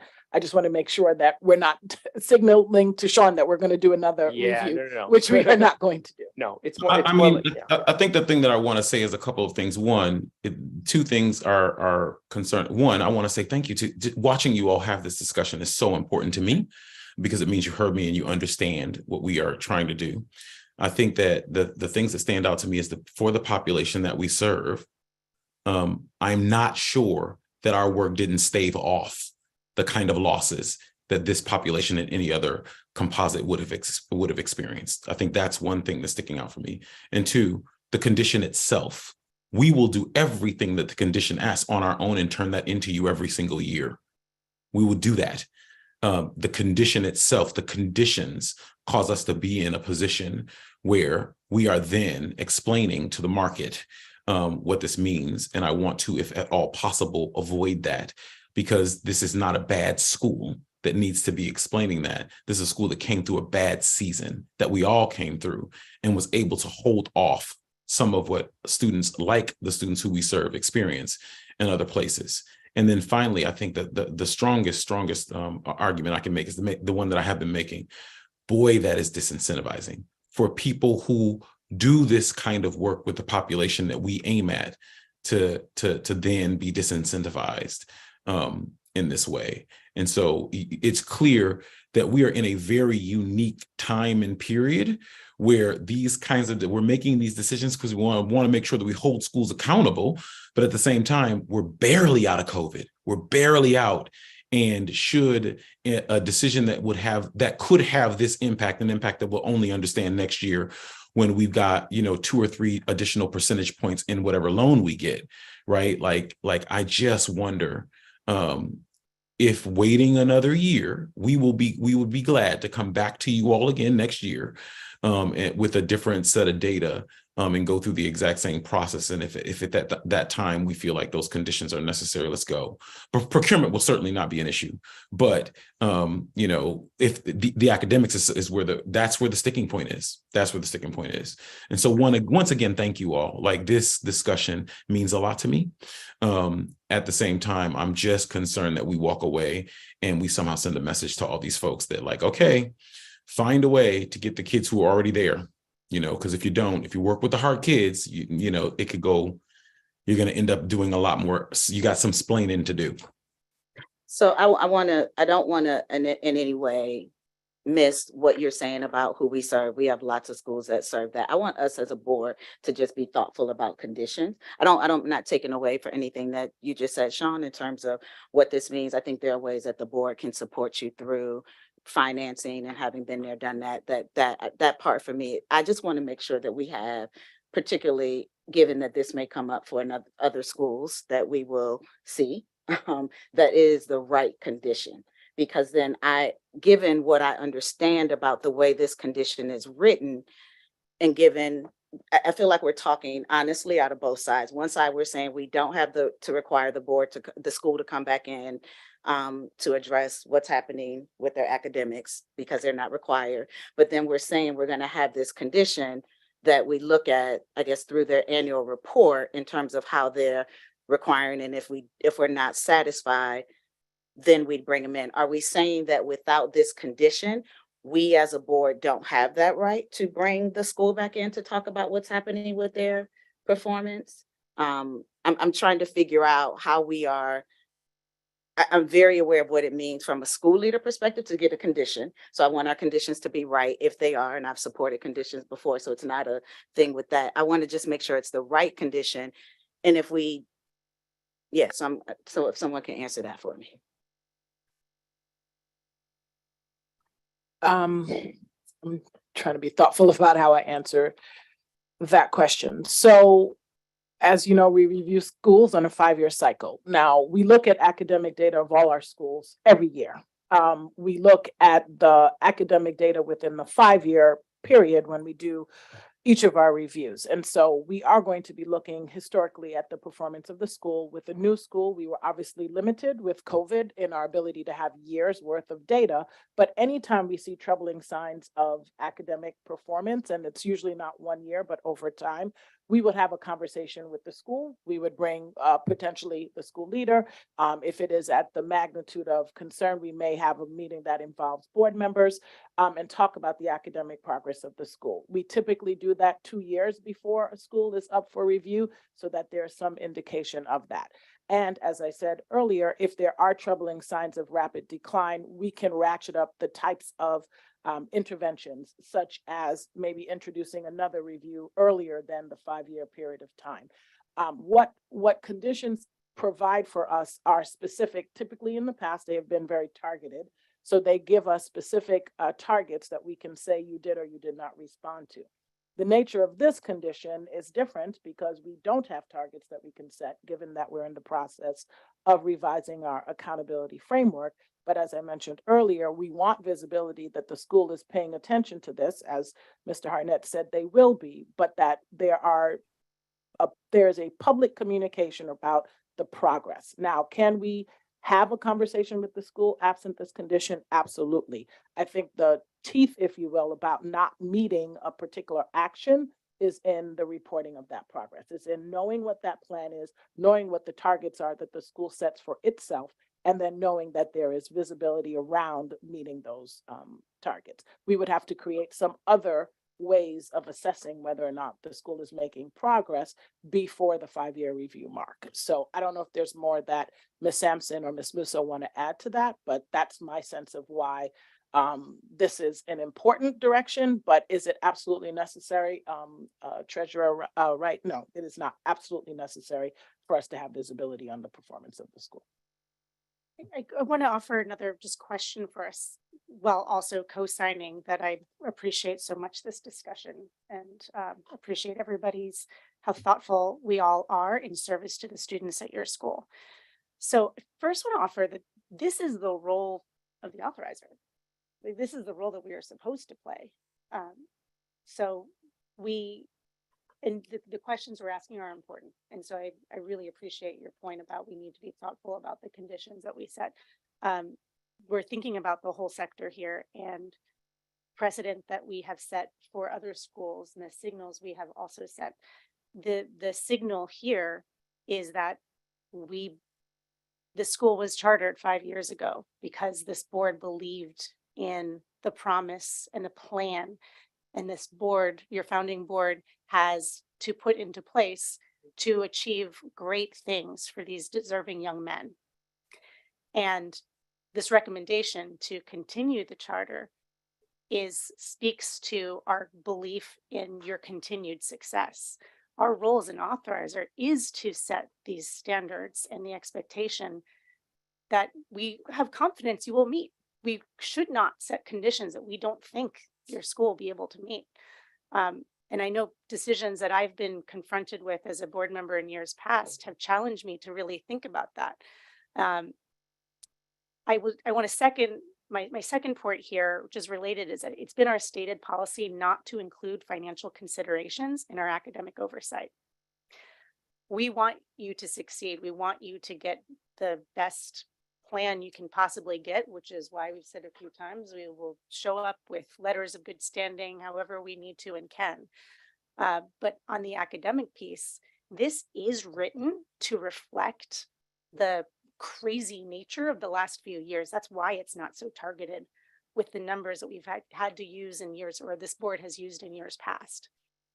this is written in a way that we know you're going to do this work. And this ensures that in 5 years, when you come back to celebrate the accomplishments of your students, which we will be able to point to, and we'll have, as Dr. Walker Davis has said, a body of evidence to point to each year that you've shared with your entire school community.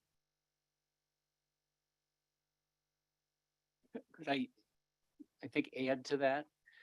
I'm concerned, I appreciate, Mr. Hartnett, your excellent presentation. I'm concerned that we might be backing into a new policy on how and when we impose conditions that's different from how we've done things in the past and not consistent with the way we've treated other schools. The only justification that I hear for that is COVID and the suggestion that we defer for a year on this. But that strikes me as backing into an amendment to the COVID-19 impact policy. We're going to have a new policy now that we're not going to impose any conditions that we might otherwise impose for a year because of COVID. And if we're going to take that position here, I think we should be open to doing it in every other case where we might impose conditions because of COVID. I think the COVID-19 impact policy is thoughtful. It already makes significant adjustments in how we consider decisions like the one that we have to make today for the 5-year review. I wouldn't make a further revision to it. My bottom line is I support the staff recommendation. And my question goes back to all of us again of understanding what the condition is. This is the first time I'm seeing this condition come up for reviews. So this to me does not, I don't see how this has anything to do with the COVID-19 policy. I agree completely in terms of the kind of adjustments and response that the board has had to COVID during this time. I am simply trying to understand what this condition is and what it does, because again, it sounds like we're talking out of both sides. One, we're saying we want the plan. Our only requirement for response is through the annual report. We're not saying that the school has to come before us, that so we're not saying that they have to meet a certain level. We're saying, give us this plan and annually we're going to review it through the board. Okay, let me finish. Yeah. And help me understand and clarify if I am incorrect, because I'm trying to understand where the meat behind the condition is, particularly given it's the first one I've seen, but I know we're about to see it again. So I want to understand it, not for statesman. This is not about a statesman issue. This is about precedent that we are setting as a board and how it impacts schools on a day-to-day basis. So and understanding what the power or the lack of a power of a condition does. And if we're not satisfied, are we saying that statesmen in any other school that gets this condition, that their performance is so far below other schools that have come up who also have not, produced academically to the extent that we'd want or may have because of COVID. I'm trying to understand what this condition actually does and where our teeth behind this condition is. And that has not been explained to me, other than to say that the school has to report it in its annual report. And I guess that is what we feel gives us the right to then hold them accountable to then do what, I guess is my question, right? Yeah. If they're not meeting it. Yeah. So they report this, let me finish my question, Leah. Sure. So they report their thing, they report their plan. We see it in the annual report. If we do or don't like it, then what? We're saying come back to us and possible what? What does that give us then? What is the meat behind the condition other than having a condition? And this is not about statesmen. I don't think that the finance part is an issue, honestly, Sean. I think you'll get past it and be fine with that. But I'm trying to understand what we're trying to accomplish with this condition that I know we will see again.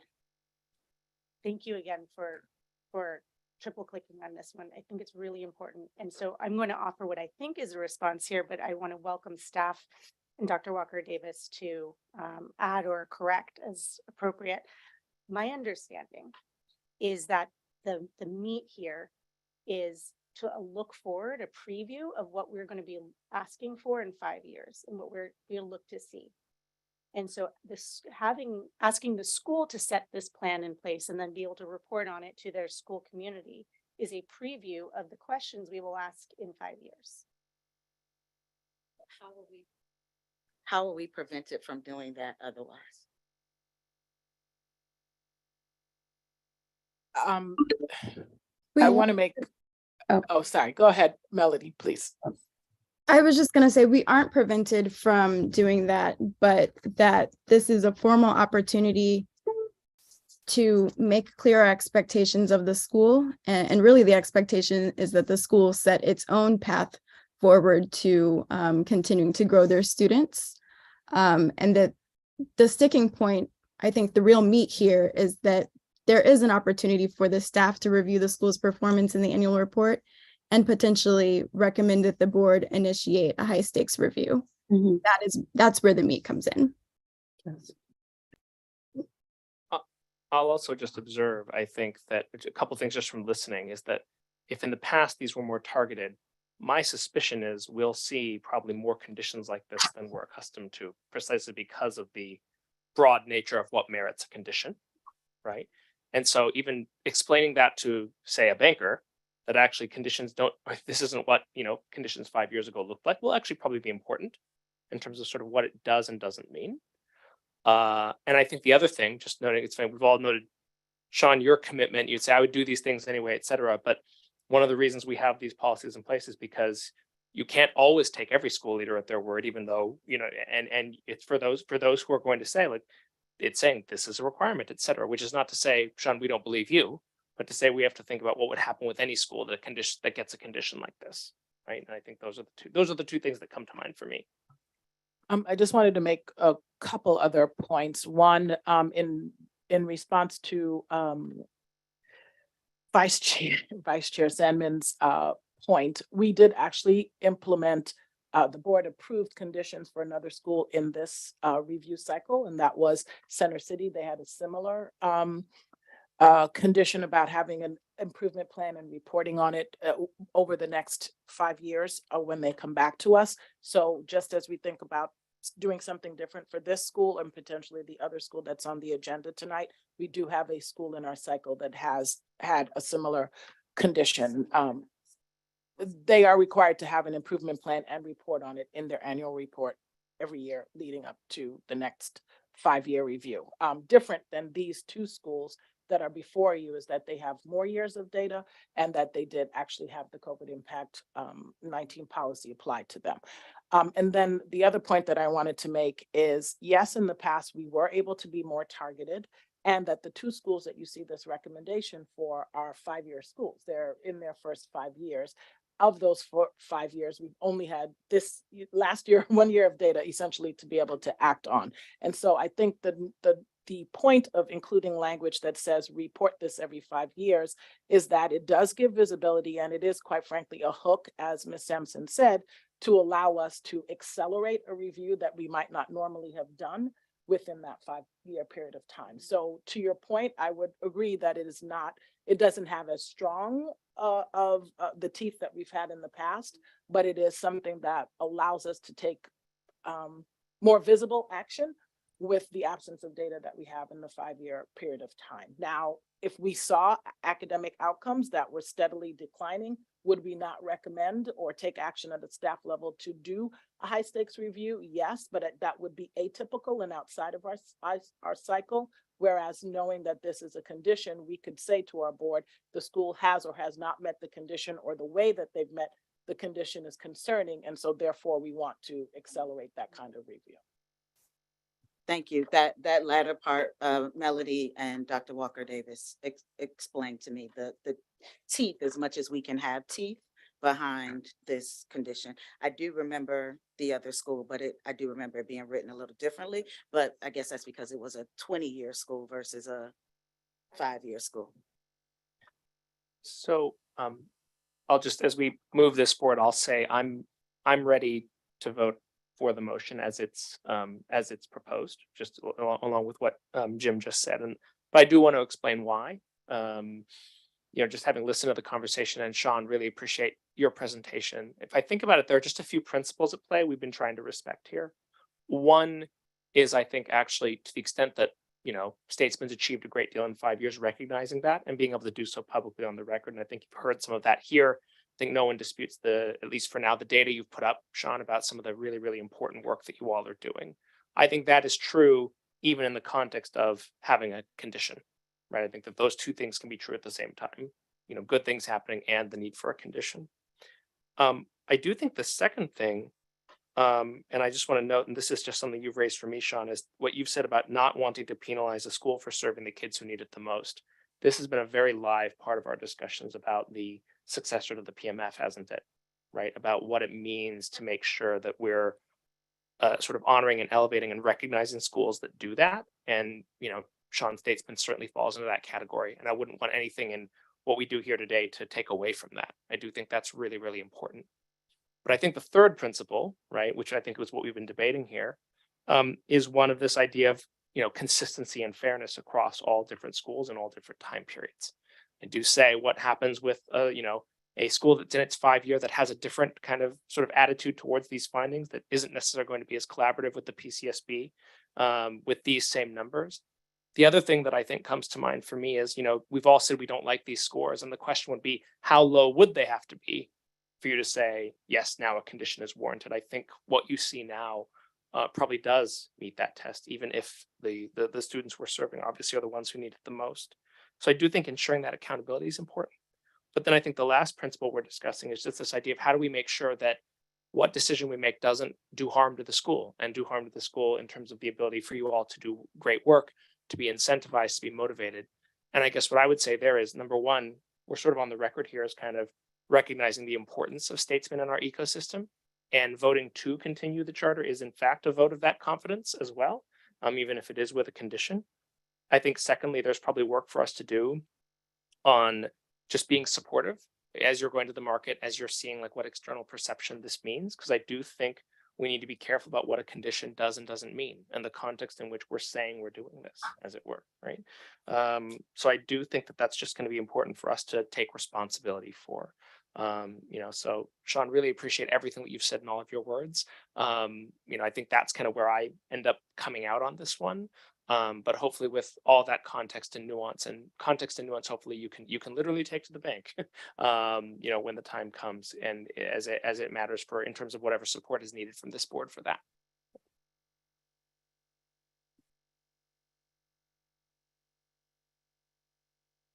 I certainly want to say that I appreciate the discussion.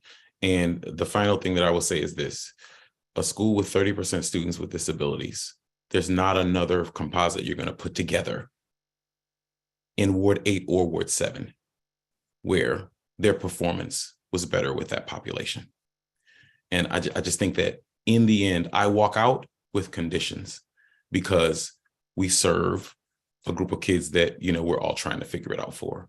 And I think that weighs on me the most, right? That yes, I think she is right. There are a bunch of schools that are serving difficult populations of students that have significantly higher at-risk students than we do.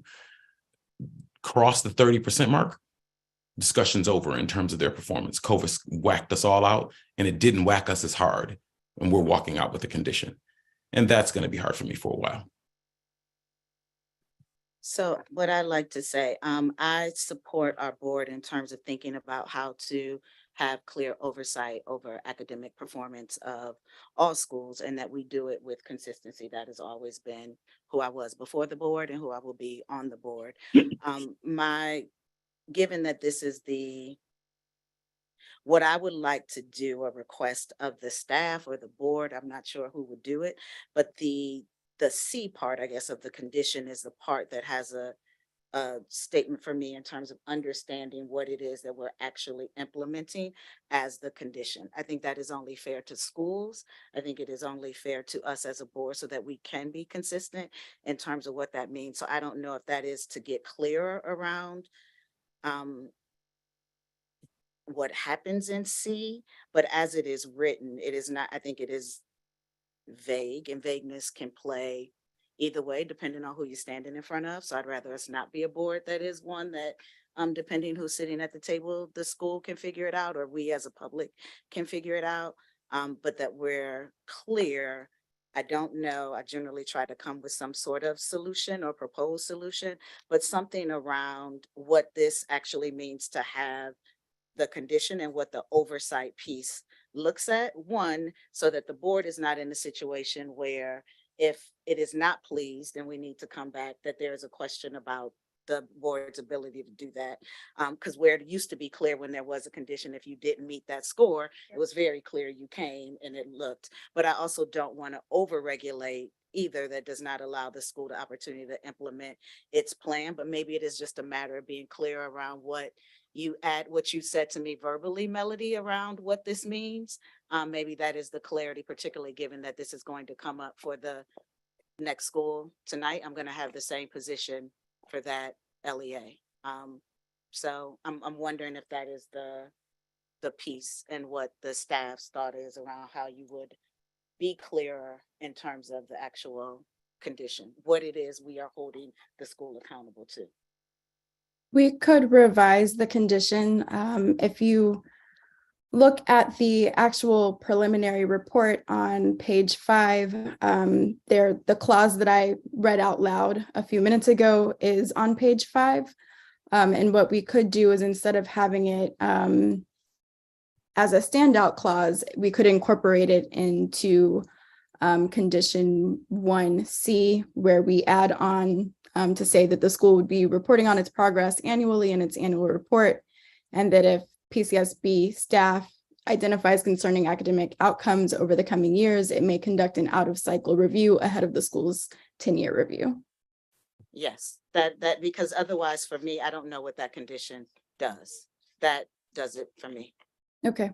And what I will say, and Mira as well, for that other board members have said, Sean, this, and Nicole as chair, understanding the importance of governance, this is not at all question the results of what you've done. We recognize that you're running the school, 2.5 of which was during the pandemic, and the other 2.5 of trying to just get children, particularly children east of the river, all boys, Black boys, to, in a world that's saying we'd rather send you to jail than see you go to college, you're saying something different.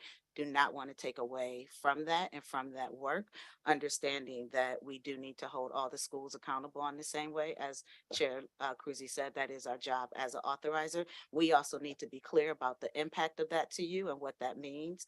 And we need to be, supporting you all as you all continue that work as well. And thank you to my fellow board and for staff for kind of in the moment discussion around this. I just think it's very important that we don't just take for granted giving conditions that aren't clear about what they mean. And that one line for me, Melody, with that adjustment does that. I want to echo Chantal's message, particularly the things I've already mentioned about gratitude for the work that you do, but specifically to the founding board and current board, if there have been new members. This work is volunteer work. We know what that's like. But the why for why we do this work is what makes this all meaningful. And I just can't reiterate enough how important this whole discussion has been. And our city is better off for it. So thank you for your service. I also just wanted to make sure I put on the record that, as it's stated, whether or not we put it in writing in any kind of modification to the proposed conditions here, is that the School Reform Act itself requires that the PCSB review a charter at least once every 5 years, and it doesn't limit us to conduct additional reviews at the board's discretion. So that doesn't need to be stated in a condition that's known as well. Now that said, are we ready to entertain a motion? And I will acknowledge, and I want to make sure I get the language right, that the motion I would look for hearing would be to continue the charter with the conditions as proposed by staff, with the modification to the academic improvement condition part 1C that Ms. Sampson proposed. You get to be named in a condition, Ms. Sampson. Modification to academic condition. Part 1C. Part 1C. Basically what Melody said.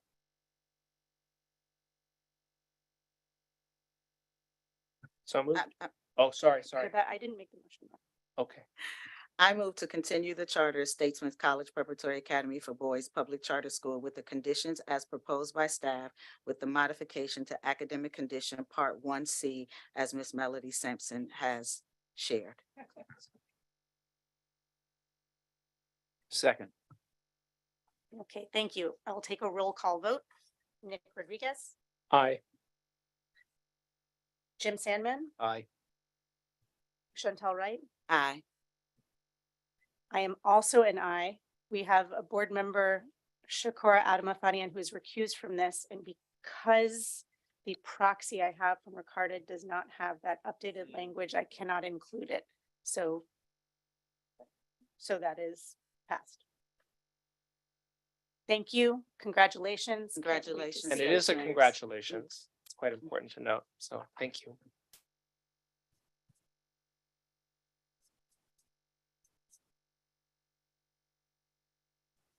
Thank you, Statesman team. I look forward to another visit. We have a board member taking a bio break. And while that happens, why don't we welcome up next on the docket, knowing we won't begin right away.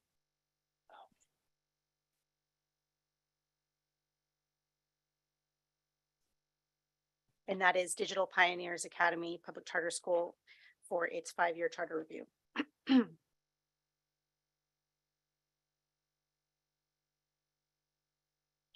As Ms. Musa is already in place to make remarks, I'd like to welcome the Digital Pioneers Academy PCS representatives up.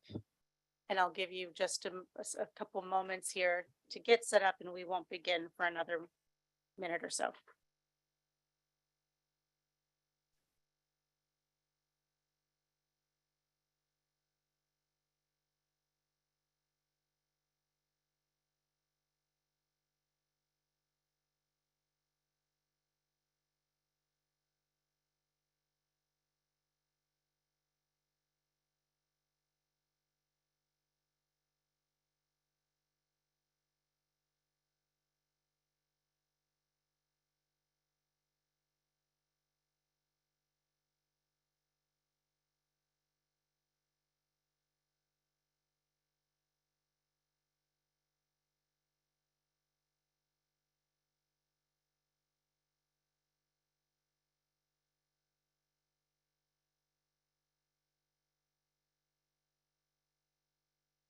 Welcome back, Shakura. We'll be resuming in just a moment.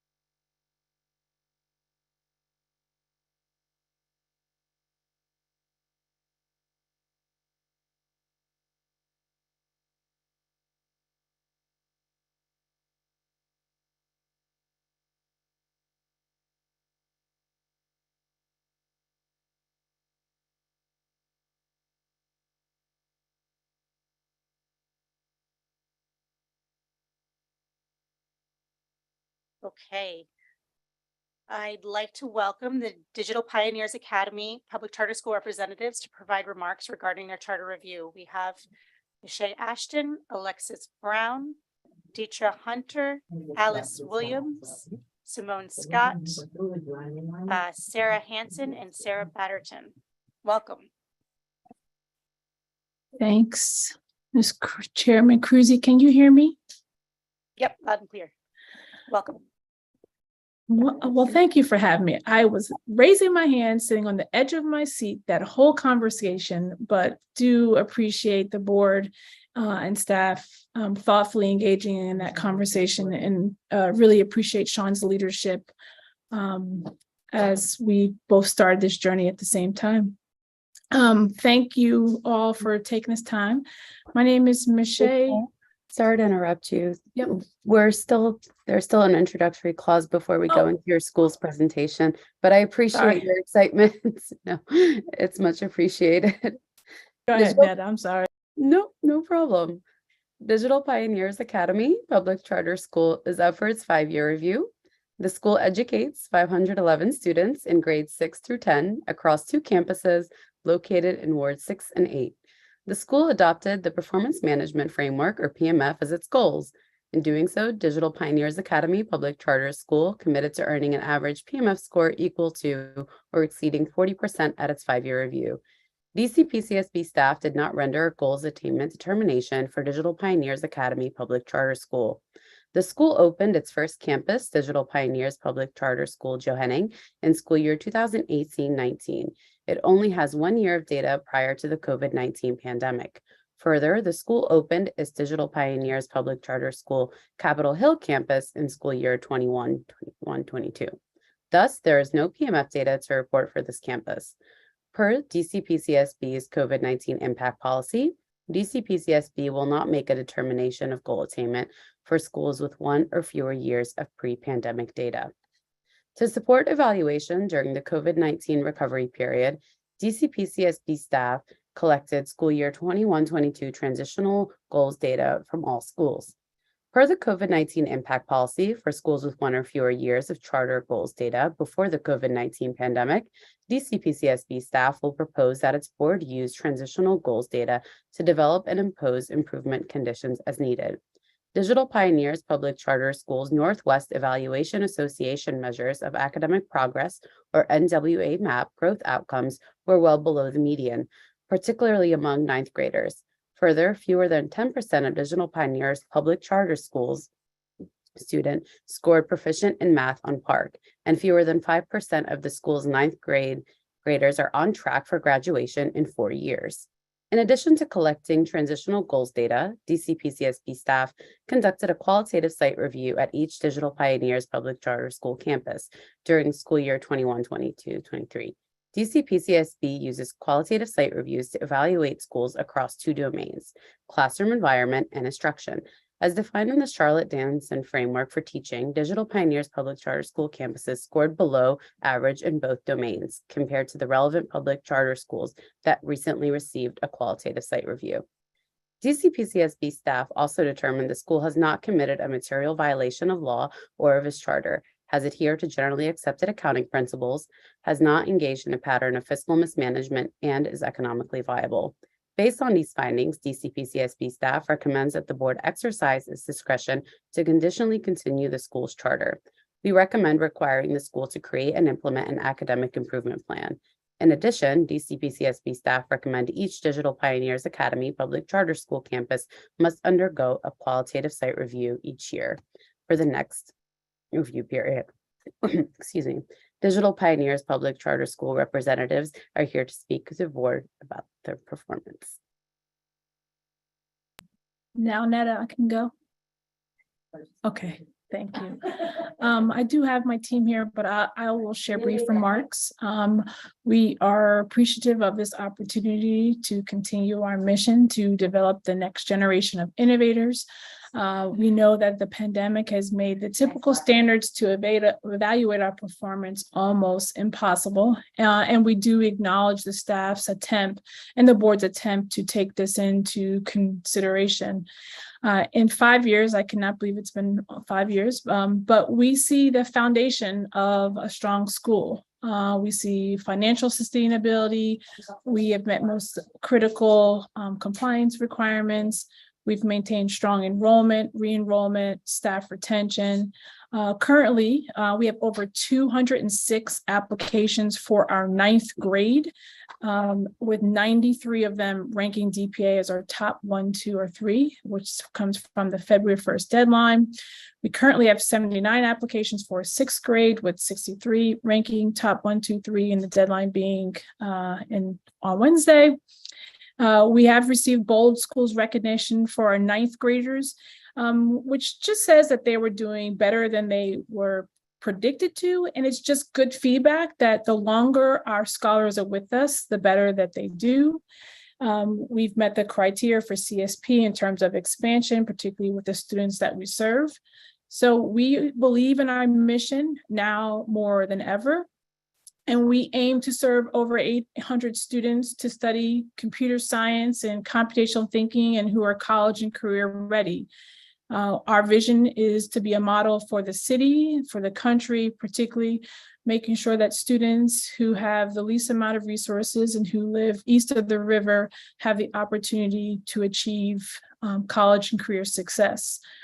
And we at DPA believe in a value of optimism, as just acknowledging brutal facts and never making excuses for ourselves and for our scholars. So here are some of the brutal facts. We had a very strong year in our first year for academics, attendance, and retention, again, all prior to the pandemic. We had a fire. We moved 4 out of 5 years during our time. And we've lost 3 community members in 65 days this school year. These are just brutal facts. We're not making any excuses, not lowering the bar, but we do see that we have a strong foundation and are appreciating the recommendation for us to move forward. And we are not satisfied with our academic performance on PARCC, and we know what needs to be done in order to achieve our goals. We believe that if our adults are strong, our scholars will achieve. And so we will continue our efforts to recruit talent, develop our staff, build our operational systems and capacity, and continue to define and be innovative in our high school model. Having listened to the last conversation, last year coming back from COVID was tough. And so I'm going to tell you, it was tough. It continues to be tough, but I think it had particularly hit us hard as we were launching our high school, which we accepted the challenge. Last year, we operationally prioritized COVID safety, and we tested 100% of our students and staff weekly. That was an operational load that we took on because we thought it would ensure our staff and our scholars to be safe. We had 3 COVID outbreaks last year, December, March, and May. And this is where over 20 of our scholars and staff tested positive. We lost a parent to COVID. And yes, we missed a number of emails, including scheduling our qualitative site visit. We would have appealed the QSR scores from this year. However, the policy said that we were required to appeal within 10 days of receiving the report. And so we missed that window. We do not believe that the QSR visit in the first 3 weeks of this school year is really an accurate reflection of teaching and learning at DPA. We would have asked the team to come back again this year. However, again, we want to acknowledge that we did not meet the appeals timeline. Therefore, we welcome the team to come back any time. In terms of the high school on track data, with the less than 10%. We believe that is misleading. 100% of our scholars were eligible to earn 6.5 credits last year, which we believe put them on track for the 28.5 required credits after 4 years. Last year, we experienced 2 staff transitions in March, which impacted our ability to continue teaching history and Spanish. We believe that the business rules are not as clearly as defined as having a full year credit needed for history and social studies as it's published in the guide for LEAs. When we read that, it was our understanding that as long as scholars had the equivalent of 4 credits, they would be on track for history. And so that was not clear to us, and we're doing everything we can to ensure that our scholars are on track. And so all of our scholars are a half of credit off for history, and that is what is making them not on track for high school credit requirements. And again, we provide this staff, we did provide this feedback to the staff, and we're working to make sure all the scholars earn that half credit for history and that they are on track. I'm going to actually stop and respectfully ask for very similar request that Sean asked for, which is request for a 5-year renewal without conditions. The 1-year report, however, given the previous decision that you all made, I think 3 points that I would add to that discussion are: 1, I do not believe that the criteria for conditions is consistent and clear. I believe that the board and the staff can still do their work as authorizers without this condition. And I believe that the board and staff can review our school or any school outside of this review if there are or continues to be significant concerns. But I know you've already made that decision for the previous school, so I imagine you will be consistent. I think the thing that is different is if we did not have a condition, we would not be worrying about reporting and creating up something new and different. We would continue our work, gathering feedback, looking at the lessons, and looking to uphold what we outlined in our original charter, but respect that the decision that has been made. I guess lastly would say that we would want it to be clear that if in 1 year we provide the report and we make academic progress, that the condition would be removed. We also would request that if it's still not clear, even based on the feedback and the revisions, that if we do have an SQR visit and it meets the average performance, that condition be removed, and that it not be continued to go on for a second year. And I should have said that the context is it was the third week of school, and yes, we did miss the deadlines, but we did have a number of a number of subs in place the first 3 weeks of school year, as there was a staff a shortage. And the first month of school, we are focused on classroom management and building culture, which I think the SQR visit highlighted that maybe the level of rigor engagement was not as evident. But again, acknowledging that the report is what it is, the timing happened when it happens, we would just request that that the staff come again, they do the QSR, and that if we meet the minimum threshold or the criteria, that condition be removed. I am going to stop talking now and happy to answer any questions. Thank you, Michelle. And I started off with Sean earlier, I want to congratulate you on getting to this point. I remember when you applied for this charter is before I joined the board. But somehow some crazy 5 years have passed and your school community has been through a lot all throughout these 5 years. So congratulations on being at this point right now, and want to welcome a continued discussion that may be similar in some respects and different than others, because the set of proposed conditions are a little bit distinct.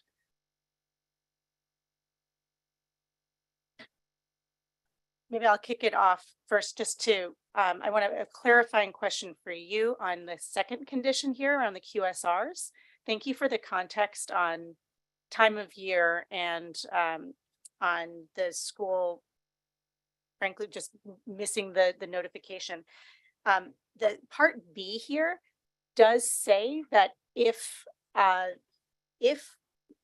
a DPS campus earns proficient or distinguished rates in both domains of the QSR rubric that fall within 5% of the 2-year weighted average of comparable public charter school classrooms for that domain for 2 consecutive years, then PCSB will cease conducting condition-related QSR visits at that campus. Can you clarify for me how that is different than what you just flagged around removal of the condition at a later point? Yeah, I would ask that we have another SQR, and if we meet that criteria, that we're not then asked to do another SQR visit the following year. That condition says for 2 years in a row, we're going to have SQR visit.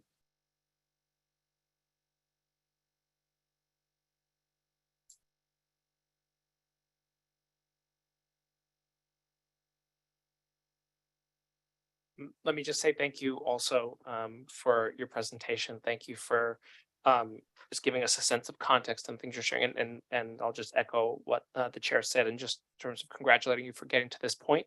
I can just imagine what a journey it's been. I would just to note the broad thing here is I do think of all the data, right? The QSR data are the most concerning. I've heard from the team there, kind of among the lowest that they've seen in some time. And so I know you were saying it was about time of year. What would you have said in your appeal if you had gotten to make one? What would you have sort of asked for? What would have been the basis for asking for a change in that determination? Yeah, and I want to acknowledge it wasn't one email, it was multiple emails. And I went back through every single one. And the reason I identified our COVID outbreaks is because they are very seriously connected to timing when our team and our staff was consumed with safety of our students and our families. But I don't want to ignore that we did miss the opportunity to schedule the visit when it actually could have happened at a better timing.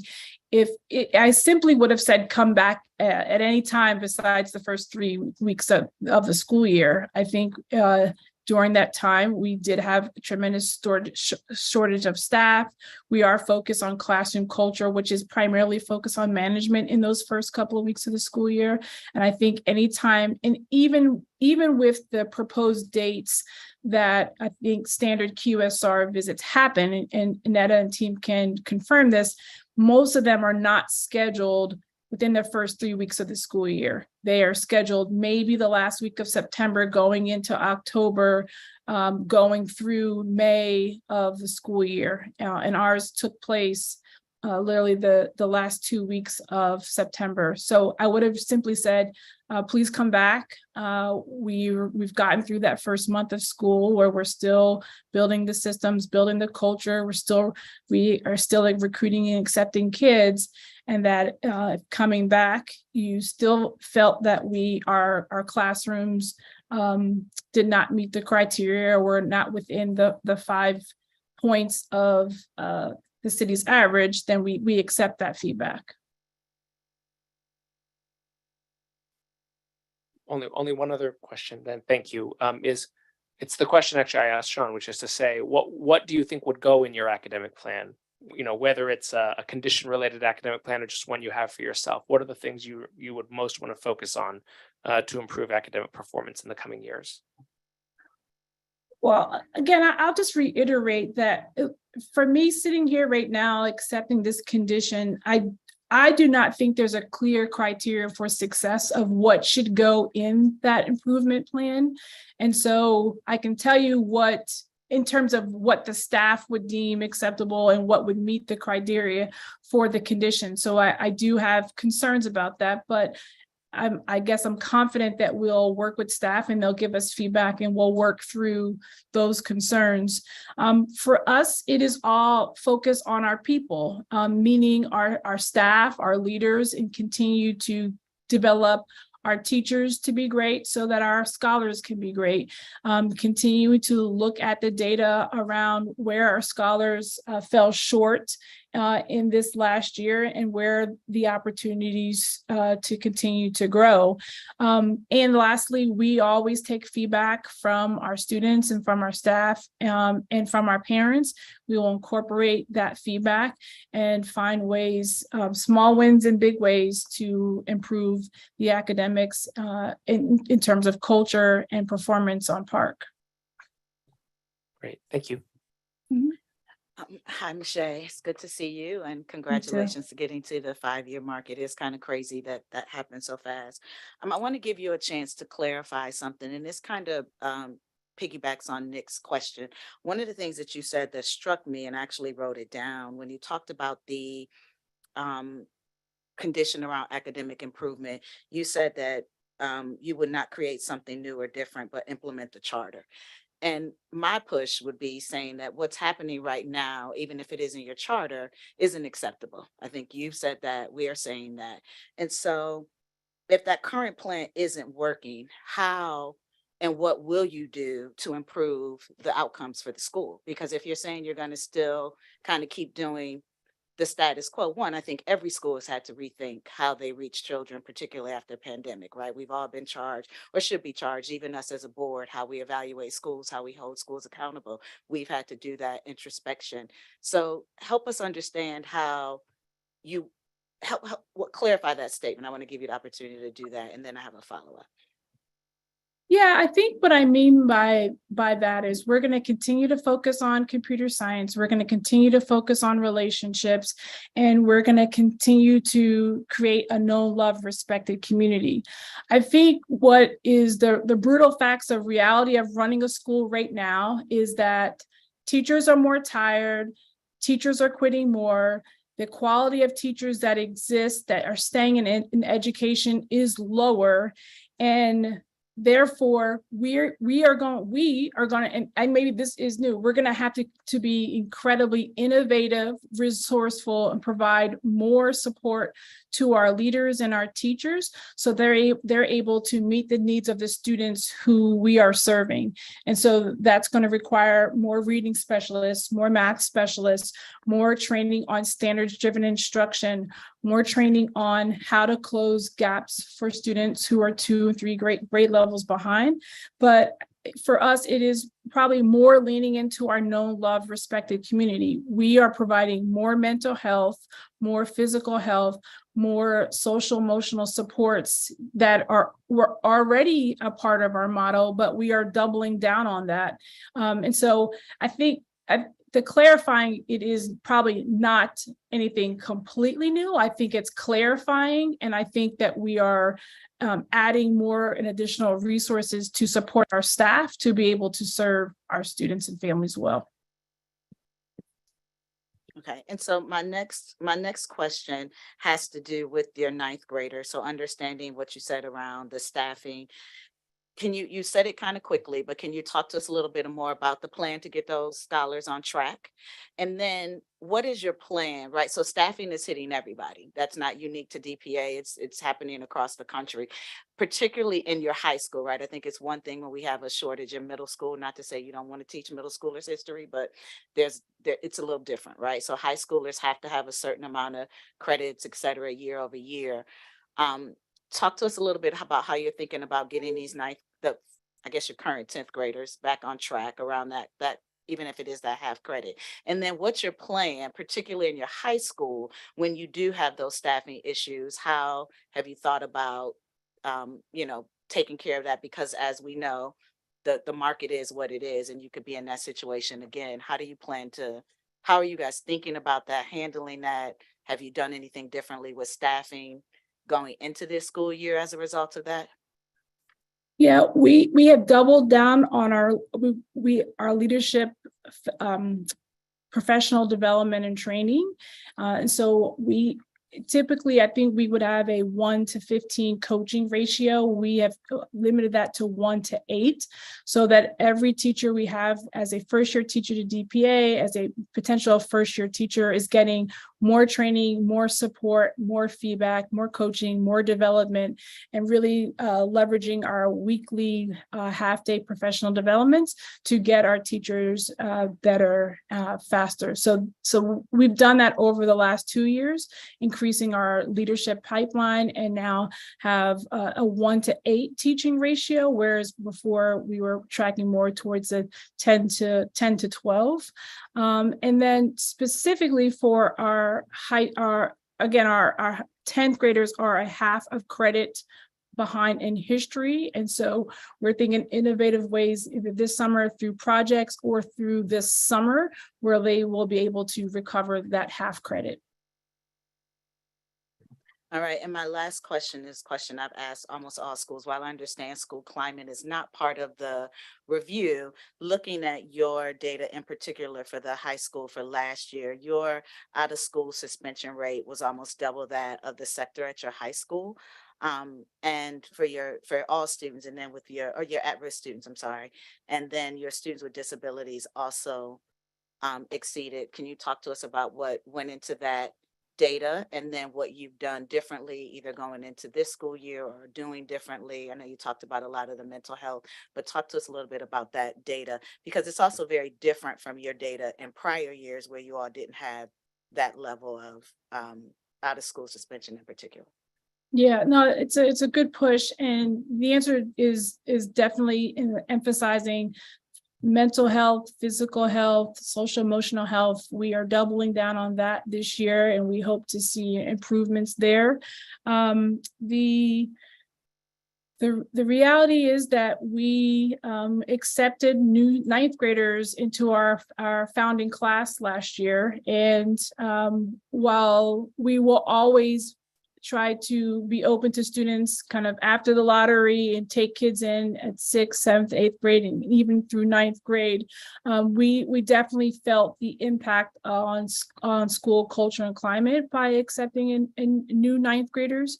I think we will accept new 9th graders, and we will offer more of a summer bridge program. But as I mentioned earlier, this is the first summer. This coming summer will be the first summer where we are not moving, and we are going to be able to be more thoughtful about summer programming, either at summer enrichment, summer catch up, or summer onboarding for new students and staff at DPA. Thank you. Thank you for this. I think Shakura, who is attending virtually, may have a question next. Yep. So I have two questions. And Michelle, good to see you again. I echo congratulations as well. I remember when you were when it was an idea. So to see you here 5 years later is wonderful. But jumping right in, would love to kind of hear a little bit more about sort of the weaknesses that you're focused on at the Capitol Hill campus, just given what was cited in the 21-22 performance report, and the fact that you're planning to grow to 12th grade. So would just love to hear a little bit more about what specific weaknesses are you focused on addressing there, how you're going to do it. And then I have a follow-up question. Yeah.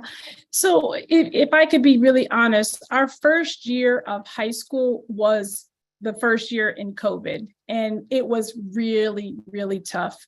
We had both middle and high school, we had our kids in self-contained classrooms. They were in blocks because we didn't want to mix. And so I really believe that this year is more like our first year of high school, where scholars are getting the full choice of classes and electives. They're able to, they have lockers, they're moving about the building. It feels more like a high school than it did last year. And so in making that shift to provide more elective courses, to provide more offerings, we are still focusing on school culture and climate. We are still building out our emphasis on computer science, but this year we got feedback that scholars want to take music and technology. And so we found a great teacher, and we're able to provide that. In terms of what it looks like going forward, I think that we have iterated on a couple of different schedules. We tried block scheduling, we tried A day, B day, we tried 72 minutes. We are now at 65 minutes, and that feels right. We noticed that the stamina that scholars had was a little too short for a 72-minute block. And all the changes that I am talking about came direct feedback from our scholars. Ms. Owens, who's one of our parent reps, she can share more from a student perspective. All the feedback that we received was from our scholars, from our staff, in terms of how do we meet both the social emotional needs as well as the academic needs for our scholars. So I think I believe that we have tried a couple of different schedules, and now can really smooth out the offerings for our scholars while continue to recruit and retain and support talent to be able to meet the needs of our students. Got it. Thank you so much. My next question actually has to do with operational improvement. In the preliminary review report, DC PCSB staff identified an opportunity for operational improvement.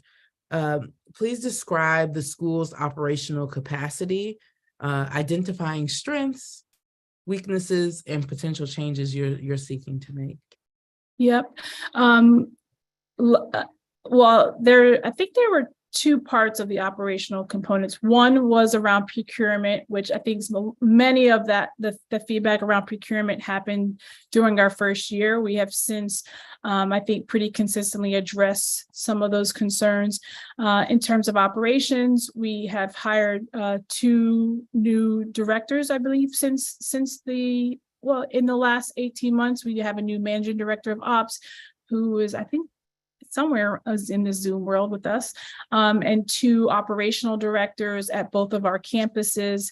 And so we have just added more capacity, leaders with more operational experience, school experience, advocacy experience, and we've already seen improvement in our operations.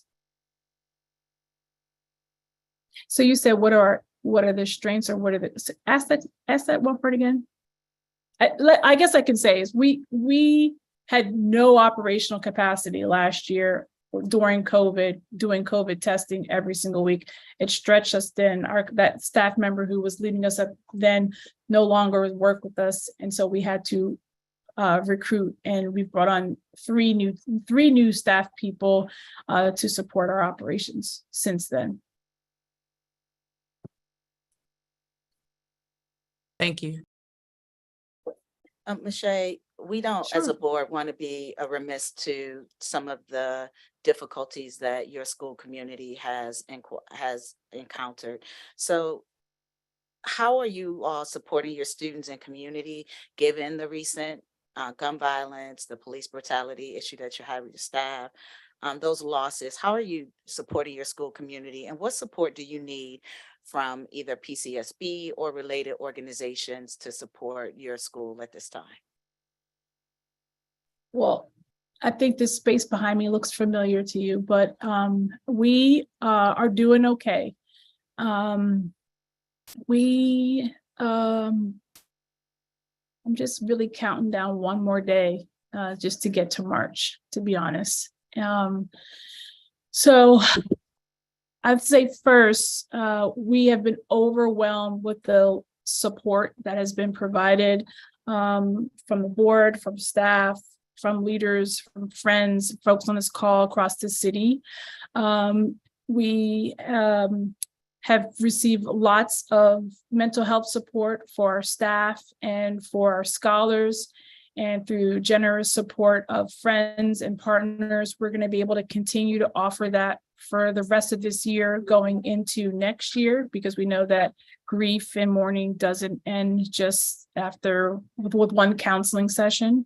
We're increasing the physical activity of our scholars. We are limited on our Capitol Hill location, and we know that our young people need to move. And so we're trying to find creative ways to bring sports and health and wellness for our whole school community.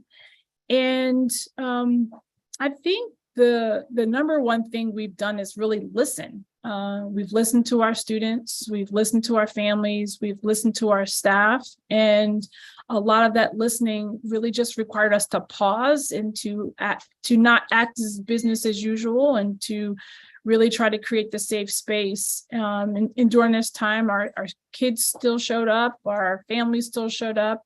They gave us lots of feedback. And I think right now, we just need the city to continue to be innovative and come together to support our school, but all schools, because as has been mentioned, the violence has really been very tough, very tough. Well, please stay in touch with the staff, particularly to let them know what it is that you need, and how either Dr. Walker Davis or members of the staff may be able to also advocate, as she always does, on our behalf in the city, but just thinking about what it is that you need and communicating. So thinking of you all. Thank you.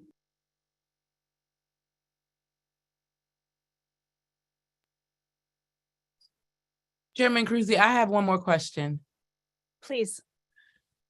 So we jumped right in and started talking about how to address some of those things that were outlined in the report, but wanted to take a step back and kind of hear from you, sort of what accomplishments are you most proud of in terms of achieving over the last 4 years? Like what allows you to rest your head comfortably on your pillow? there's not much resting going on over here, I but know. you just had to ask that. that.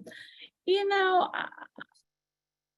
it's the kids you can see behind me. Like, this is our 510 students and our 70 staff and our family who have been through the most horrific 65 days in any one person's life or school's life history. And I think our kids still show up and they expect us to be our very best, and our staff expects us to be our very best. And so what is allowing me to show up and be incredibly proud is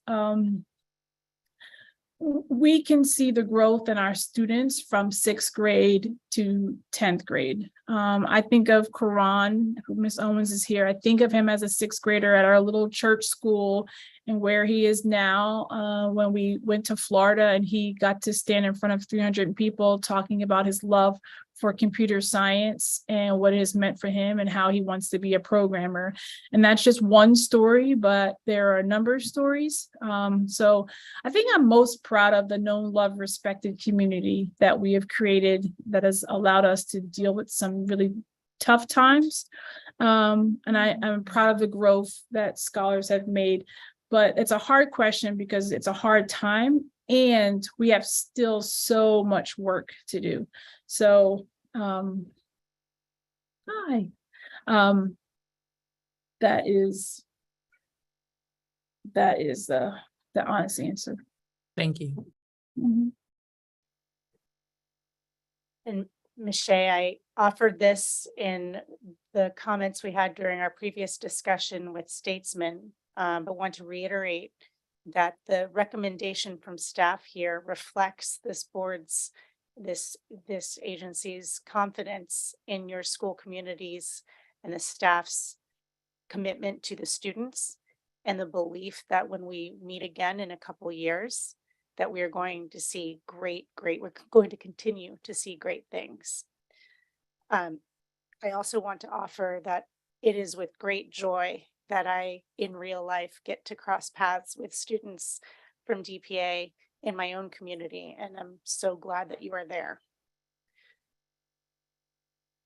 Board members, do we have any other questions? I don't have a question, but from the board's perspective, in terms of the one condition that mirrors the other, that would be my only request. I don't know if I did that out of order just to have that discussion with the board, but for the record, I do support the staff's recommendation with that clarity modification. And I think it is, your mic was on, so you could hear that, Michelle. I am assuming that that modification that we had made, and you mentioned earlier, you expect us to apply the same precedent, that you would be in support of that. Which is, to restate it, it is 1C. So as stated, the staff recommendation with the condition for the academic plan as clarified in 1C, stated by Ms. Sampson. We'll get the language precise, but it would match what we had voted on for Statesman earlier. Yeah, and it was that you could issue a review outside of the review period language, which right. I think is fine. I think I would love if the board or maybe the staff can clarify, because the way I read the recommendation about the QSR, not the SQR, QSR requirement is that we would have to go through 2 years of QSR before that condition could be removed. And I'm respectfully asking that if we go through 1 year of QSR and we come within the threshold, that requirement could be removed.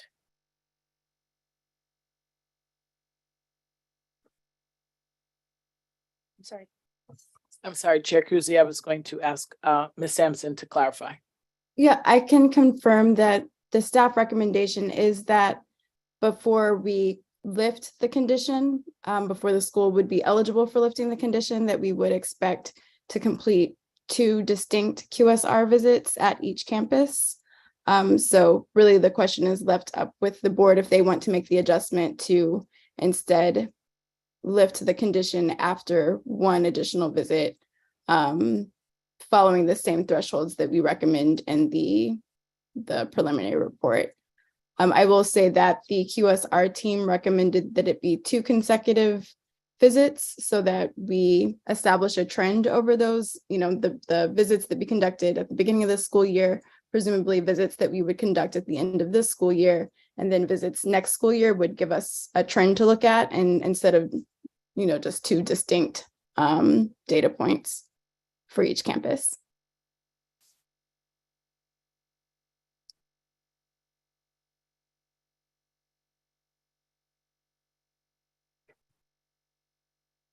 If there are no further questions from board members, then I welcome a motion.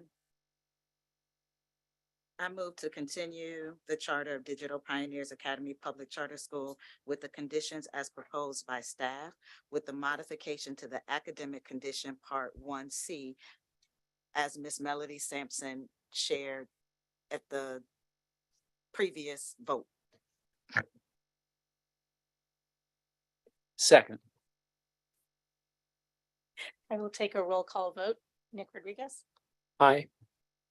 Jim Sandman, Aye. Chantel Wright, Aye. Shakura Adamafanian. Aye. I am also an aye, and Ricardo Ganjam's proxy was for a different motion, so we will not count that vote. But nonetheless, the ayes have it. Congratulations, DPA community. And I would second the congratulations of the chair and just say, Michelle, to use the QSR opportunity use the QSR as an opportunity to show off the improvement work that you all will do over the next couple of years instead of seeing it as a negative. I know that doesn't help, but give yourself an opportunity to shine. I also need to honor the board. This founding board, these first 5 years has not been easy for any part of the school community. Your service is critical, and we are so grateful for all that you do and look forward to seeing more of you over the coming years as well. Great, thank you. Next on the docket for charter review is Ingenuity Prep Public Charter School for the 10-year review. I'd like to welcome the Ingenuity Prep school representatives to provide remarks regarding their charter review. And before you start, please let Netta make some introductory remarks. But joining us will be Will Stetzer, Derek Mashore, Ashanti Herndon, Ben Johnson, LaShandra Thornton, Amanda Lumna, Terrence Jackson, who I think we heard from before, and Antonio Smith, who I also heard from before. Welcome back.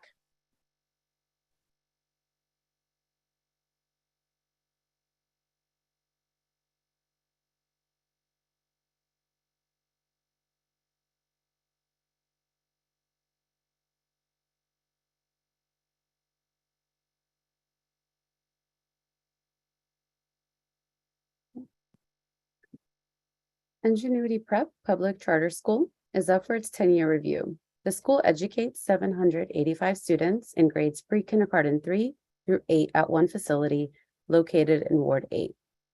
The school adopted the PMF as its goals. In doing so, Ingenuity Prep Public Charter School committed to achieving an average PMF score equal to or exceeding 45% at its 10-year review.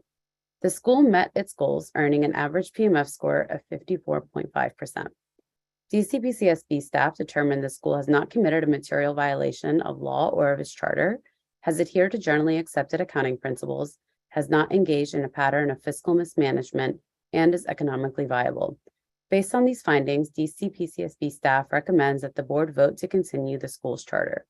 Ingenuity Prep Public Charter School representatives are available to speak about the school's performance over the past 5 years and to answer the board's questions.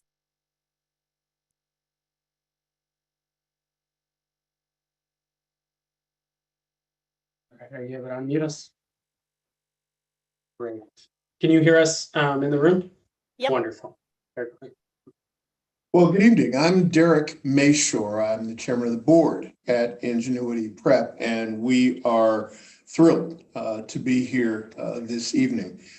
I was an early board member at Ingenuity Prep. So I remember the dreams that we had a decade ago. And I have never been more excited about our ability to meet our mission. And our mission is excellence. It is excellence on behalf of the families and the children who've entrusted us with their growth and development. And what you will hear tonight from our school leaders and from our school student is ample evidence of progress, but obviously much work left to be done. So I'll turn it over to the team. Great. Thank you, Derek. And thank you to the board for allowing us the opportunity to talk a little bit about Ingenuity Prep here, a school that I care about very deeply. Over the 10 years of our time, we've grown in many ways. We've grown from a small school serving 108 students, pre-K 3 through kindergarten, to over 800 students and pre-K 3 through 8th grade. We just had our first graduating 8th grade class last year. It makes us one of the largest charter schools in the city, and we're excited to have been able to do that while serving the school community we started out to serve, and have only grown our investments and effort there. We've also grown programmatically in a number of ways. A highlight of a couple of those is we refreshed our mission with an increased emphasis around being a supportive school community. And I think that really comes out in our school experience right now. We made some adjustments in our literacy. We adopted a new literacy curriculum that's more culturally responsive, social justice oriented. And we've really rolled out, really over the last 4 years or so now, a much more inclusive delivery of special education services. So the vast majority of our students are served the vast majority of their time in inclusion general education classrooms with their peers, which we are very excited about, and a range of other things and improvements we've made over that time. We're excited that and proud that the 10-year report highlighted from our qualitative site review that our classrooms scored almost 5% above the sector in both classroom environment and instruction, the two areas it evaluates, and indicated that we met our charter goals, exceeding the target by an average of 10 points over the years we were evaluated for, noting that we were compliant with our internal controls and that the school is financially solvent, stable, and we are in a sound position. And while much of this is about the last 10 years, we also wanted to talk a little bit about where we're going, what we're looking forward to. And I think we're well positioned for the future. Over the last year and a half, we've been developing and beginning to launch our strategic plan. Through that process, we identified 5 strategic priority areas. You can see them in the graphic to the right.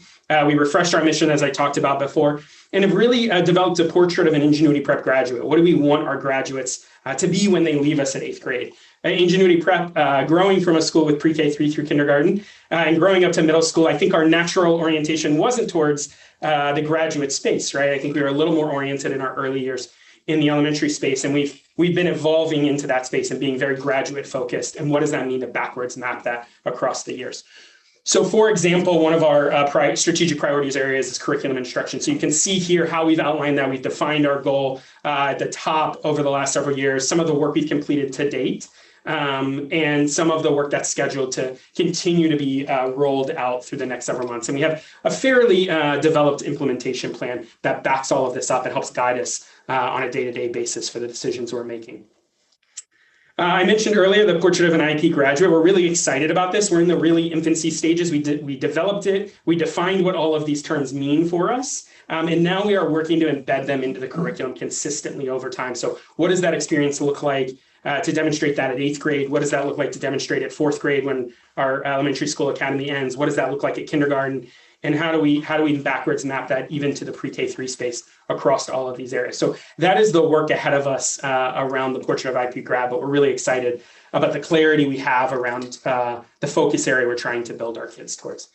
And then as we are a place that really values data a lot, we measure all of these things, right? So we have a strategic priority scorecard, we have a mission scorecard that we're tracking data, specific metrics around each of these strategic priorities to tell us, hey, how are we doing across this space? So our mission scorecard is really big picture annual data. And our strategic priority data is data that we can update every month, every 6 weeks in most cases, and continue to monitor that through in the year. So you can see an example in our curriculum instruction. Here are the metrics in our strategic priority scorecard this year. So we're really making sure that we can measure what we're doing and making sure we know we're achieving the things that we ultimately think will help us meet our mission. And I'd be remiss if I didn't at least talk a little bit about our people, because that's a huge part of what makes us successful. We have more than 150 staff here at Ingenuity Prep who work tremendously hard every day for our kids and our families. And this is our senior leadership team who we are really proud of and work tremendously hard to make what is true at Ingenuity Prep true for our kids and families, as you heard from earlier today. We also have a board of trustees who is engaged and deeply committed and supportive of our mission. Derek, you just heard from one of our parent board members, Kelly, you heard from earlier in the evening. They're supportive, they're engaged, they're connected to what's going on here at the school and are frequently here in the school building, supporting our mission and just being around to see kids in classrooms and all of the fun that comes along. In the introduction, they named the folks who are here in the panel, so I won't go through and introduce this all again. I do want to have a special carve out, though, for Terrence Jackson, who's one of our 8th graders, who you heard from earlier on a phone call and has been with us in the room here this whole time, getting ready for this. And so Terrence is happy and excited to answer questions that you have for him as well. So thank you very much.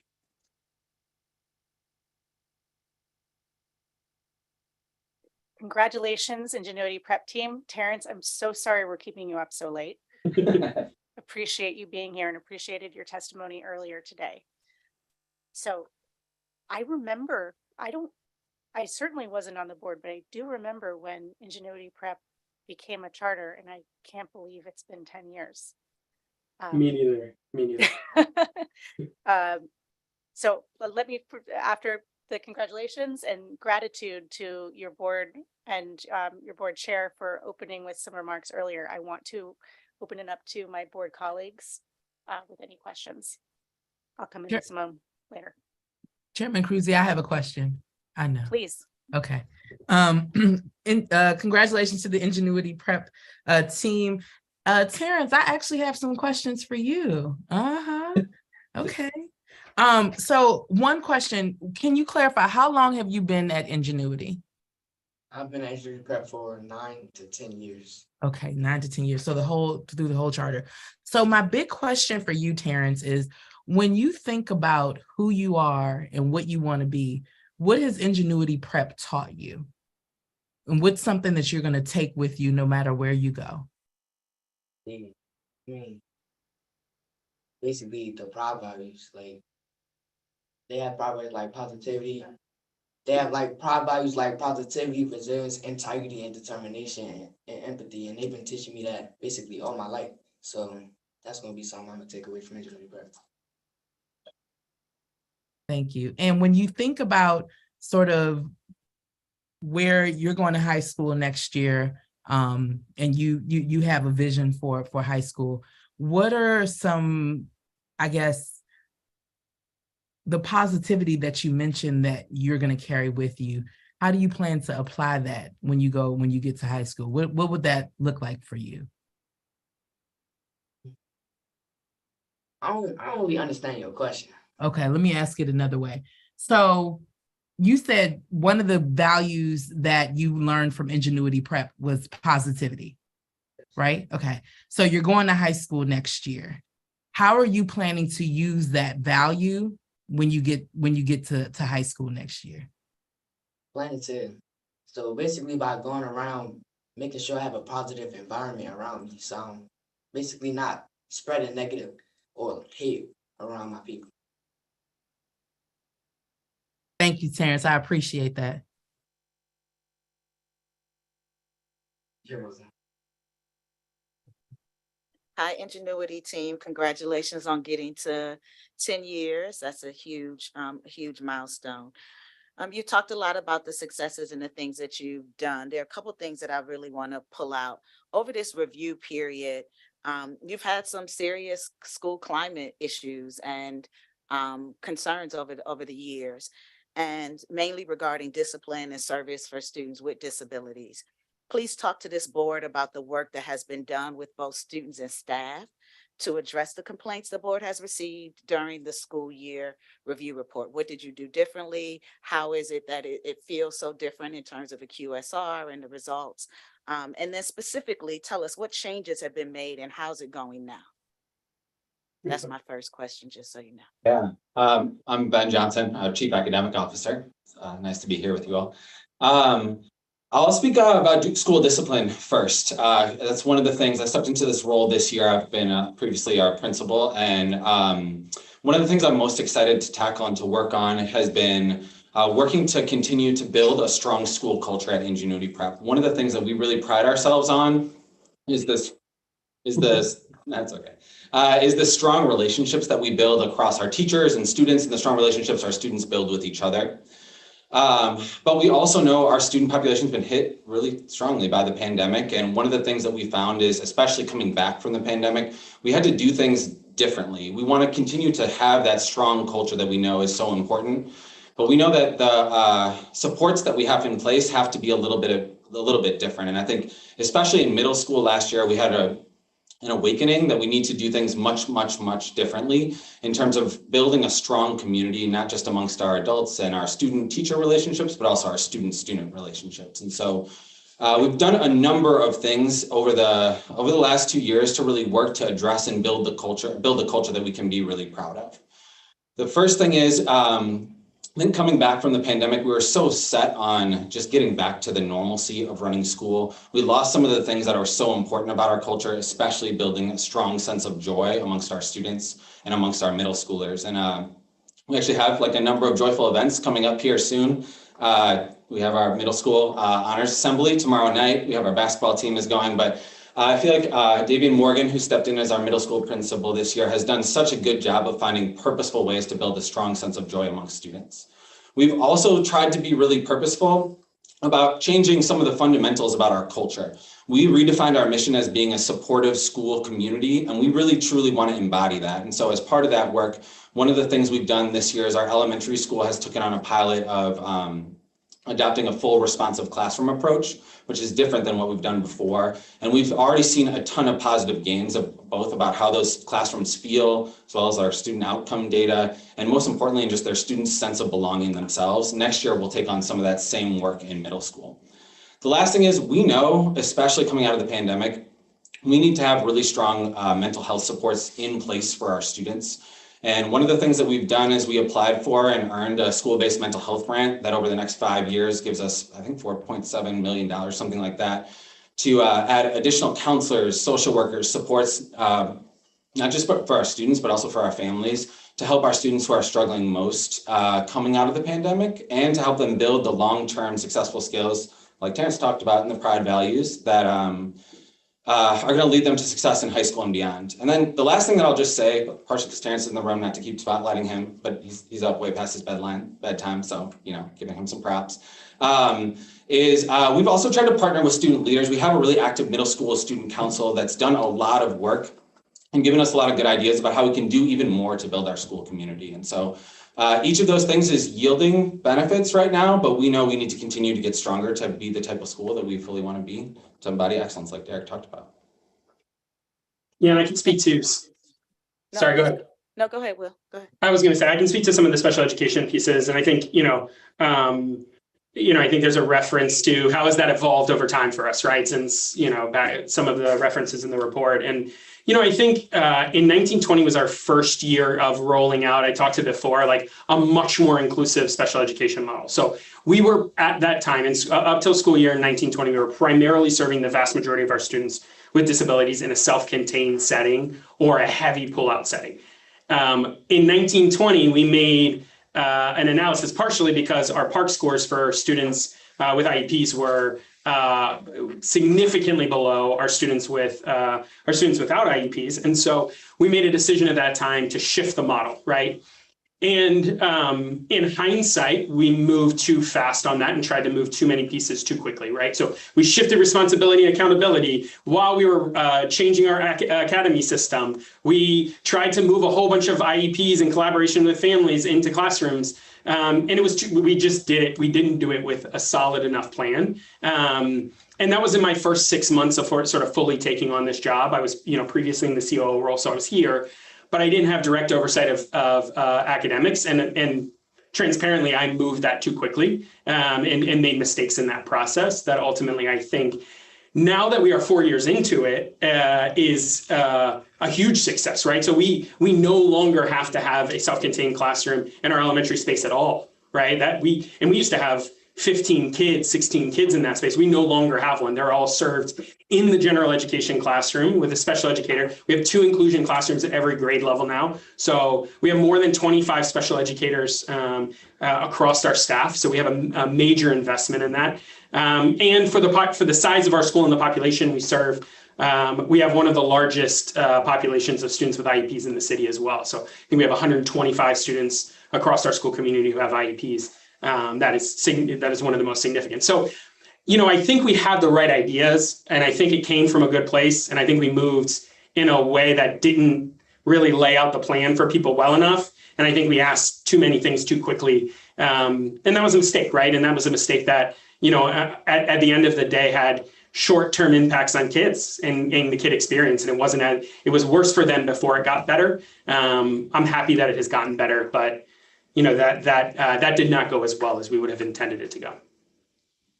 So I appreciate that introspection and that honesty in terms of that, which brings me then to my next question, which your out of school suspension rates, and you've heard me ask this for every single school, right? Particularly, I'm going to stay on schools east of the river because we know the traction and what happens to our Black and brown boys and girls over there. You had more than triple the at risk and almost 4 times the city for scholars with disabilities. That was just last year. How did that happen? What was going on and what is different this year? So how is that data going to look different this year going as you think about summarizing your discipline data? Yeah, I think we've been working on that data is a snapshot of last year. And even in the middle of last year, we worked really aggressively to make as many changes as we possibly could to work to address that data. I named some of the things that we're doing, but the truth is coming back from the pandemic was a different experience for us. And we relied on a community that we had built, but the truth is that had changed and our students' needs had changed over the course of the pandemic. And so as a result of that, we ended up in a place where we were using more punitive discipline than decidedly we would ever want to use. As a result of that, I stepped in to help lead our middle school last year, mid-year, to play a role in helping turn our culture around. As part of that work, like we named, we doubled down on a couple big things. So one is building a sense of strong community in our classrooms. We want to make sure our routines and procedures are especially crystal clear to our middle schoolers, many of whom had never been in middle school in a building before, which was certainly like a wake-up call. And then as part of that, we also tried to be really purposeful on trying to do as much as we could to build a sense of restorative and responsive culture for our students. So Mr. Brandon, our culture dean, as well as other members of our school community, led student groups, including student circles, to work to remediate issues that occurred in the community. We worked purposely to bring in parents to have parent-to-parent communication. And then we additionally did a lot of work with teachers on culture, especially both weaving in a sense of joy and trying to build teachers' new skill set and lens on students coming out of a pandemic and the trauma that they potentially would have experienced in that space. And so we saw positive changes in our suspension rate towards the second half of this last year. We see continued improvement on that data now, but the truth is we need to continue to work with not just all our educators, but with our students and our families to work to figure out how we can continue to better support that part of our student population who are struggling. And so that is a huge part of my role. It's a large part of what I spend my time doing, meeting with our leadership team, our middle school leadership team, as well as our student support team. And like I said, not only are we working on this now, but we're working to continue to strengthen the supports that we have in place over the coming years. And so now do you feel your data feel more reflective in terms of children actually being in school versus out and being supported within the building this school year? I do think we're in a stronger place. And I think for all of us, we want to be in a place where we get to the point where we are handling as many, if not all, incidents in school so that students aren't missing out on learning time. And we're not all the way there yet. And so I feel positive about our progress I especially appreciate our middle school leadership team and all they've been working to do in our middle school teachers and as well as our social workers and student support staff. And we still have ways to go. And that's part of my work here to continue to lead that. Thank you. Thank you for that answer. Can you quantify your progress for us? Can you tell us how your out-of-school suspension rates currently compare to the rates in the first half of the last academic year? I don't have that exact data in front of me comparing to the last half of last year, but I'm sure that's something we could explore. I meant the first half of last year. Oh, sorry, the You first half said of last year. you began to make progress in the second half. So I just Yeah, well, I will say at this point compared to last year, I think we're in a much stronger place than we were last year. I don't know if I know the exact data, especially not the exact data by each of those sub breakdown categories, but I do think we're in a significantly stronger place with significantly more students spending time in school. And we're happy to follow up with that data too. Thank you. Sure. And one last question for me around that. Going back, thinking about your last 5 years, what have you done differently and or how have you responded to staff and staff needs during this time? Either some of the feedback that you got initially, like before COVID, but then how are you even dealing with it post-COVID? How is that looking for you guys? Hi everybody, I'm LaShondra Thornton, our CTO.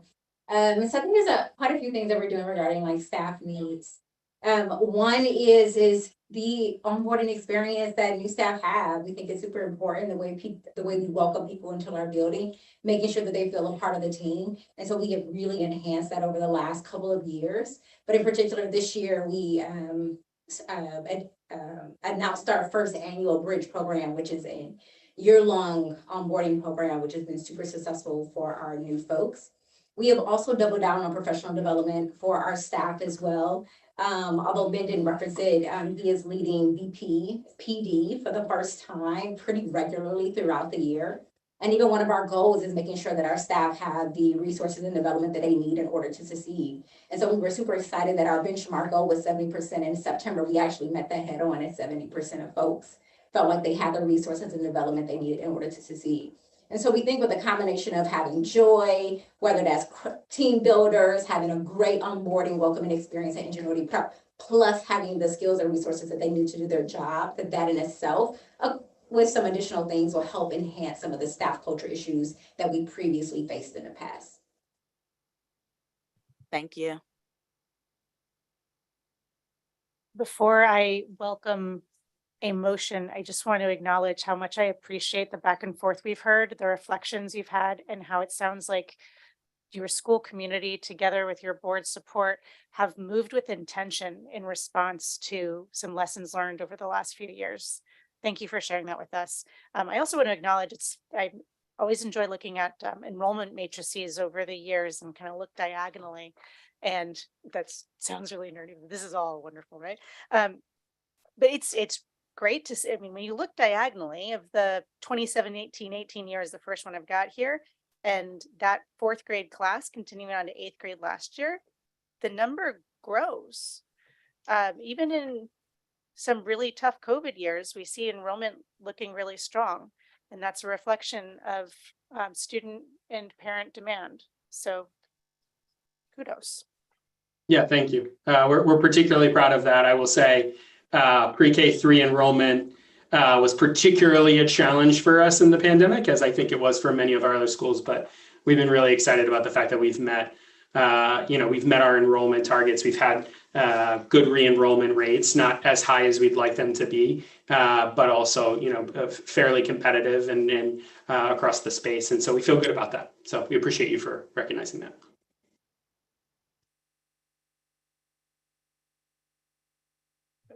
I have a motion, but before I make it, I'd just like to thank and commend you for three things.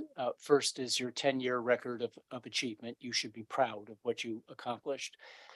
Second, I share the concerns that Chantel has expressed about some problems that you've had in recent years, but I want to thank you and commend you for what you have been doing. Ben, I admire your candor in addressing Chantel's questions. and your commitment is palpable through a Zoom meeting. Keep it up more, please. But I think you get it, and I think you're on the right track. And third, I want to thank and commend Mr. Jackson, Terrence, for a powerful opening statement and for sitting through a meeting of more than 3 hours on a school night. The fact that you're here says something to me. It means something. Thank you for being with us tonight. With that, I move to continue the charter of Ingenuity Prep Public Charter School. Second. Let's get Terrence home. I'll take a roll call vote. Nick Rodriguez, Aye. Jim Sandman, Aye. Chantal Wright, Aye. Shakura Adamafanian. Aye. I am also an aye, and I have a proxy vote from Ricarda that is also an aye. Congratulations, Ingenuity Prep. See you in a couple of years. Congratulations. Congratulations. Congratulations, you all. Thank you. Have a great night. Thank you. Finally, on this evening's agenda for charter review is Elsie Whitlow Stokes Public Charter School for their 25-year charter review. And I'd like to welcome the Elsie Whitlow Stokes PCS representatives to provide remarks following Netta's introduction regarding their charter review. We've got Erica Bryant, Hoyt King, Linda Moore, Bobby Caballero, Abdul Karim Ewing Boyd, Maribel Wan, Julia Senerchia, Julia, Bill Masadlowski, Everett Richardson, and Frisia Cortez. Netta. Elsie Whitlow Stokes Community Freedom Public Charter School is up for its 25-year review. The school educates 667 students in grades pre-kindergarten 3 through 5 across 2 campuses located in wards 5 and 7. The school adopted the PMF as its goals. In doing so, Elsie Whitlow Stokes Community Freedom Public Charter School committed to achieving at least 55% of the possible PMF points in 2 of the most recent 3 years, and earning at least 45% in 4 of the previous 5 years. Elsie Whitlow Stokes Community Freedom Public Charter School Brooklyn campus met its charter goals, earning well above the target PMF points throughout the review period. DCPCSB staff did not render a goal attainment determination for Elsie Whitlow Stokes Community Freedom Public Charter School East End campus. The campus opened in school year 2018-19, and it only has 1 year of data prior to the COVID-19 pandemic. Per DCPCSB's COVID-19 impact policy, DCPCSB will not make a determination of goal attainment for schools with 1 or fewer years of pre-pandemic data. DCPCSB staff determined the school has not committed a material violation of law or of its charter, has adhered to generally accepted accounting principles, has not engaged in a pattern of fiscal mismanagement, and is economically viable. Based on these findings, DCPCSB staff recommends that the board vote to continue the school's charter.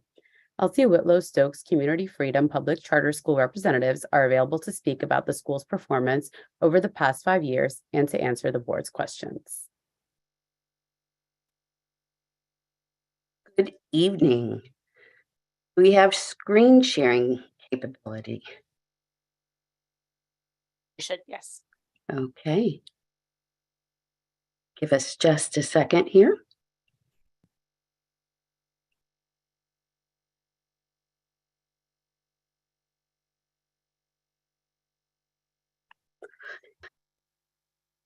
And I'll get started. Good evening again. My name is Erica Bryant, excuse me, and I'm the Executive Director of the Elsie Whitlow Stokes Community Freedom Public Charter School. The story of our school is an unlikely one, but it's a great one, and I'll do my best to share a few highlights of the past 25 years in 5 minutes or less. Inspired by the work in memory of her mother, who was a transformational elementary school teacher in Arkansas from the 1940s through the 1970s, our founder, Linda Moore, had a bold vision for educating children in the District of Columbia. She envisioned a public school where children of different races, ethnicities, backgrounds could not only receive a solid foundation in reading, mathematics, social studies, science, and the arts, but where they could also learn the importance of taking care of themselves, others, and their communities. She wanted to create an environment where students could learn to build bridges, connect others, and navigate cultures other than their own.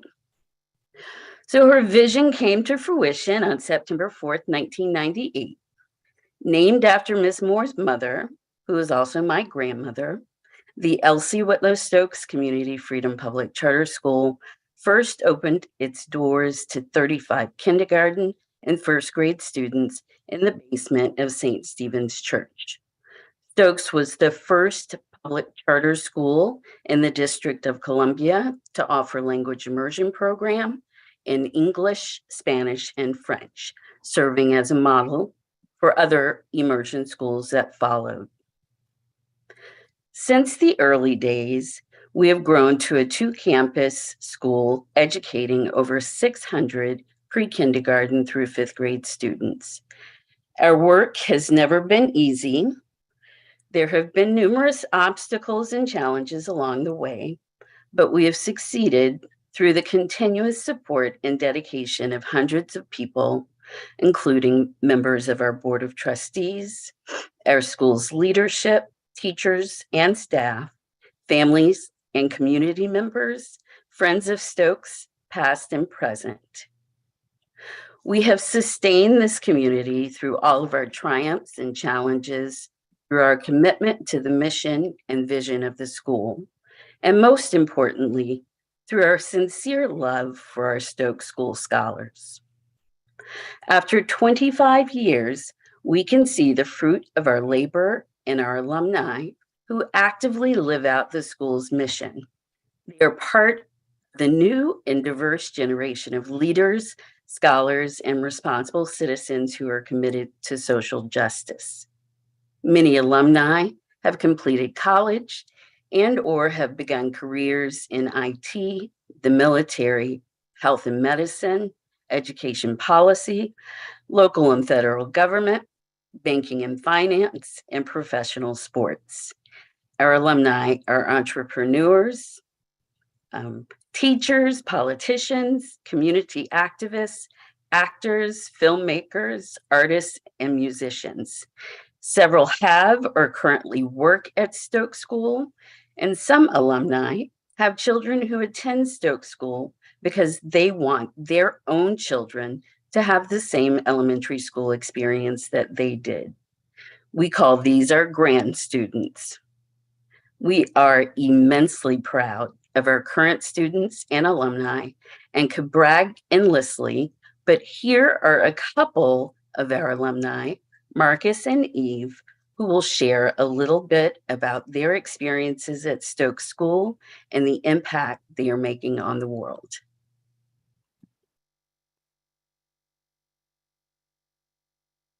We have video. If we can play it. Just a moment.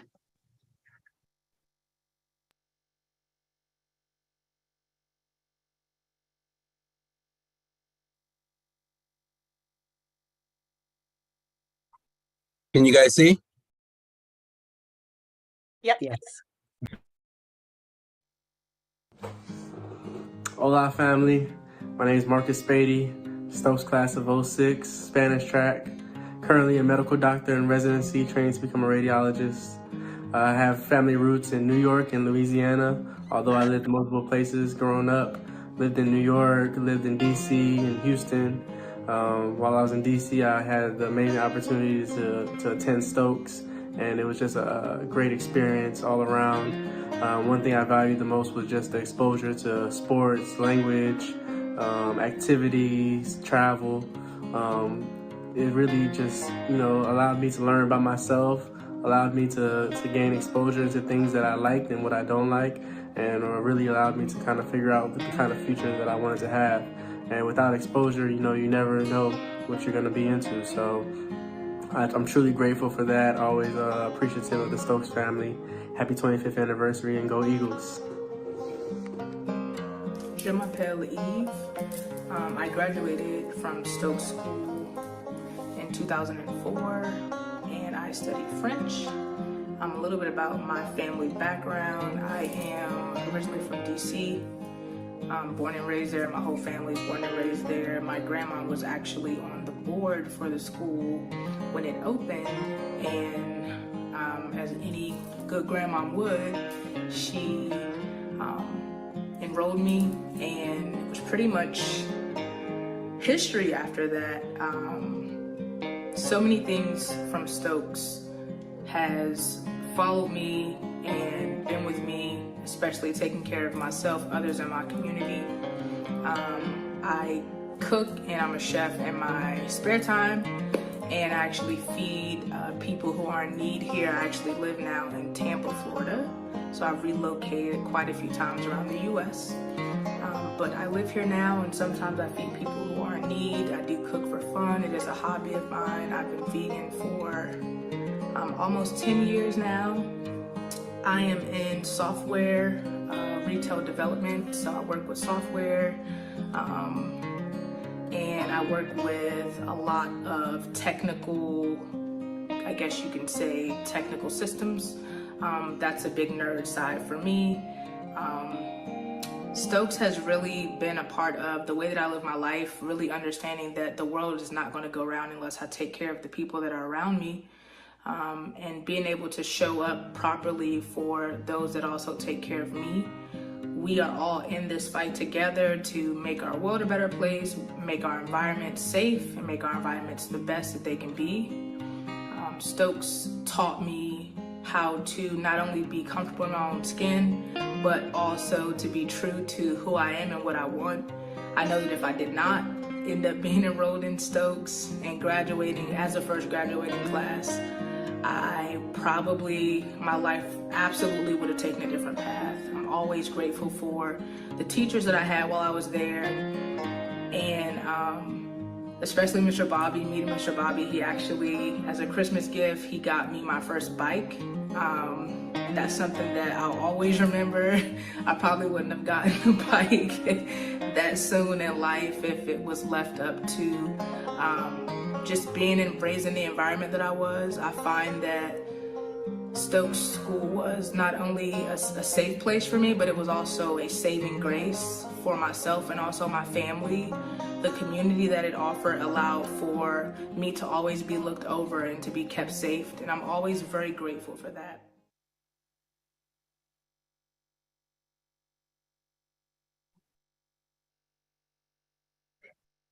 Thank you.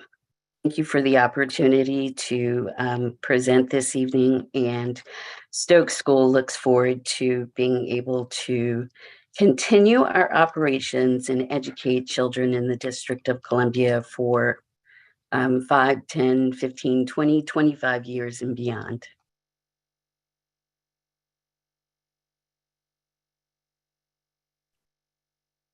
Eric, I just want to begin by congratulating, thanking you, and name how privileged I feel to have this testimony to your grandmother's vision.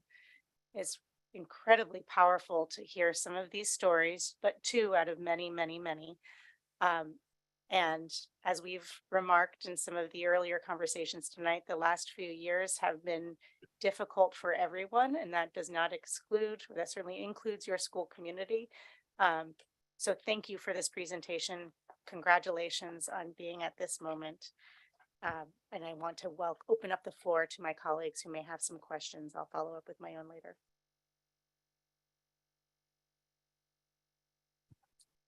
Hi, Stokes family. Congratulations, 25 years. Our schools all stand on your shoulders. Really, when I think about the giants that were part of your mother's cohort that started schools in the district, we stand on their shoulders. So thank you for maintaining and being here and continuing that legacy. I actually want to, you've had an opportunity to share with us some highlights, and I'm sure there'll be some more. But first off, can we just talk about the 2 alumni, just the pictures alone? I was super excited. I was like, okay, yes, Black male doctor, you better do it, Stokes. Anyway, but But I want to talk a little bit with you all about kind of what's next in terms, you talked about 5, 10, 20, 25 years. And we heard earlier from, I think, one or two of your parents. I tried to make sure I took a note from Miss Say and Miss Galladay regarding kind of where they are and their concerns about growth. I know you all took a huge step to come east of the river and grow your school. I know it was an intentional move. You wanted to make sure you were serving the students who need us the most. But I also recognize that that's causing a barrier a little bit in terms of what's next. Talk to us a little bit about that. And after you talk, I want to do a follow-up question. But what's going on, and what are you all facing in terms of thinking about Stokes post 25 years? Yes, well, we are facing somewhat of a time-sensitive challenge right now in terms of our growth. As you mentioned, we opened our East End campus in 2018 in response to an obvious need for additional language immersion seats, particularly east of the river. So we opened that campus. It opened a year before COVID. We've been growing it over the course of the last 5 years. Next year, that campus will be at full growth. When that campus is at full growth and we add a 5th grade class, when that class graduates, as well as the class at the Brooklyn campus, there will not be a sufficient number of seats in DCI's 6th grade class to accommodate all of our students. So we are really trying to think through how to resolve that issue. We're interested in figuring out how to open up additional language immersion seats in the middle and high school level, particularly in Ward 7 or 8, because there are no middle or high school seats in language immersion programs in wards 5, 6, 7, or 8. We are interested in having the families not only at our East End campus, but now there are several other language immersion programs in public or public charter schools on the elementary level in Ward 7 or 8 that will need places for their children to continue immersion studies. And so it's a conundrum for us right now. We're trying to figure it out. We're working with other members of the DCI member cohort, as well as having conversations with other schools in Ward 7 and 8 that have language immersion programs. We're talking to families and community members, as well as staff at the Public Charter School Board, about how we can resolve this issue. And specifically, the current, as you heard some of our parents allude to earlier, our current agreement in starting DCI with all of the other member schools back in 2014, our school assigned its rights to middle and high school, as well as all of the other member schools assigned their rights to any middle and high school expansion over to DCI. So our school is not in a position currently, because of contractual agreements, to be able to expand, but we are very interested in figuring out how to increase the number of available seats in the middle and high school level for language immersion programming, specifically east of the river. Okay, thanks. So to make sure we have a little bit more context, so right now, what I just heard you say, if I can kind of summarize, is that what will be your 5th graders next year, the year after, they're not guaranteed seats into DCI because there's just not enough between your East End and your Brooklyn campus. Correct. There's never a guarantee. There's admission preference, but there will not be enough seats so DCI has a fixed number of seats for each of the member schools' students who are entering 6th grade. Our fifth grade graduates next school year will exceed that number of seats that DCI has available for us. Okay, so how are you all supporting, I'm sorry. Okay, you want to say that on the mic? And I think I heard a second point that there's a location concern, the distance for families east of the river. Exactly. Even if they It's were to an have seats. yes, it's an equity issue. We would like to ensure that families east of the river have the same access to programming as families west of the river. So thank you for that, Chair. So what are the options, and how are you all thinking about supporting your students, all of your students, but specifically thinking about those on the east end? What are some of the things that you have? And I know you've spoken to staff here and been working through. What are some of the things you all are thinking through? Well, the most immediate response is that until we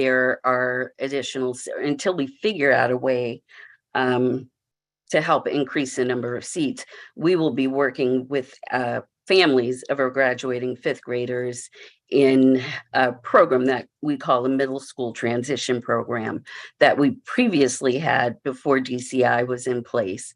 And that's helping with application processes for middle school, taking students on visits to different middle schools, hosting a middle school fair. So that is the most immediate thing that we are doing.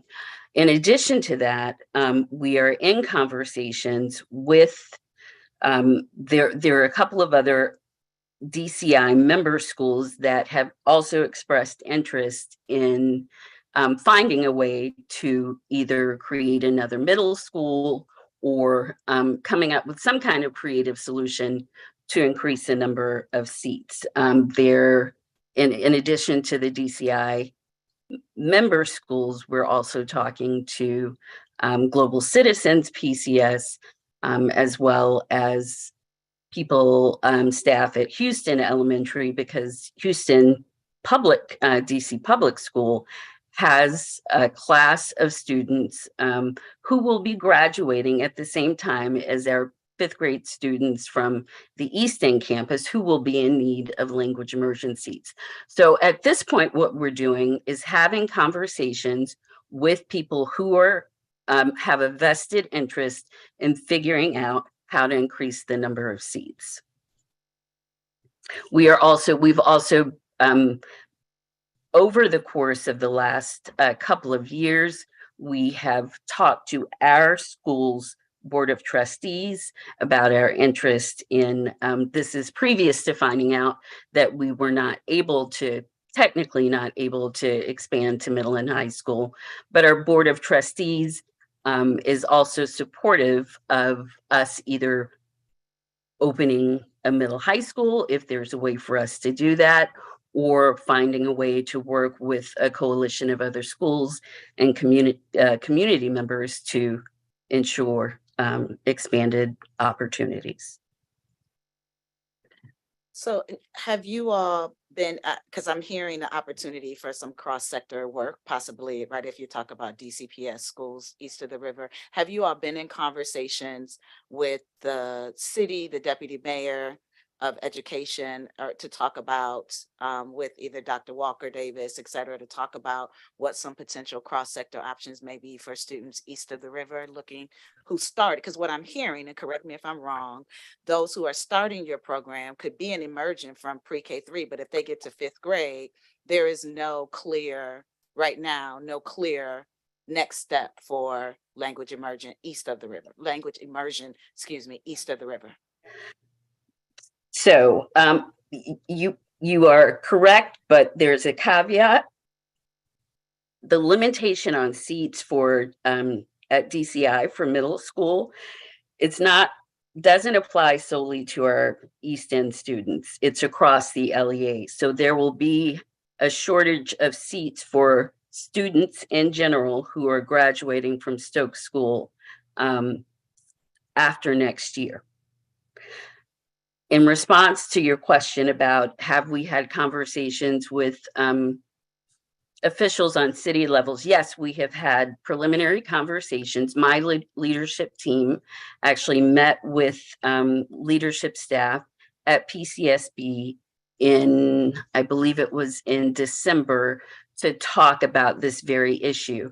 And staff indicated that they were very, that there is currently this kind of restriction, contractual restriction on us as Stokes School expanding to middle or high, but that they are interested in helping to find creative ways to find a solution.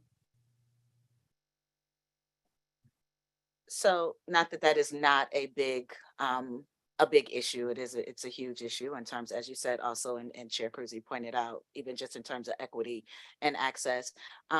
Tell us a little bit more about the kind of the growth of the Eastern Campus, what that's been like. Tell us, some of your most proud accomplishments. I had the opportunity of visiting before February break, but can you just share with the board and the public kind of some of the successes of growing that school, and then also just share with us what are some of the challenges specifically on that campus, if we can talk about that campus. We have, I can start, but we also have several of my team members here. Specifically, we have the campus director of the Easton campus, who I think should chime in because he's on that campus every day. So we opened the Easton campus in 2018. We were in operation for 1 year before COVID hit. Fortunately, I think that, and I have to say this also, that I stand in complete solidarity and support with the school leaders who have spoken before me and talked about the challenges that have been presented because of COVID. We were not immune to those challenges. We have experienced everything from, challenges with teacher resignation. Previous to COVID, we had very low attrition rates between 0, 5, 6, 7, 8%, considerably higher than that now, but that's kind of the state of affairs in the field of education. Teachers are fatigued. There's a lot of burnout. So we have been experiencing that at both campuses. In addition to that, operating through COVID and trying to figure out how to keep both our staff and our families, our staff and our students safe once we came back into the buildings. It was very difficult, and it has caused, I think there's just general burnout.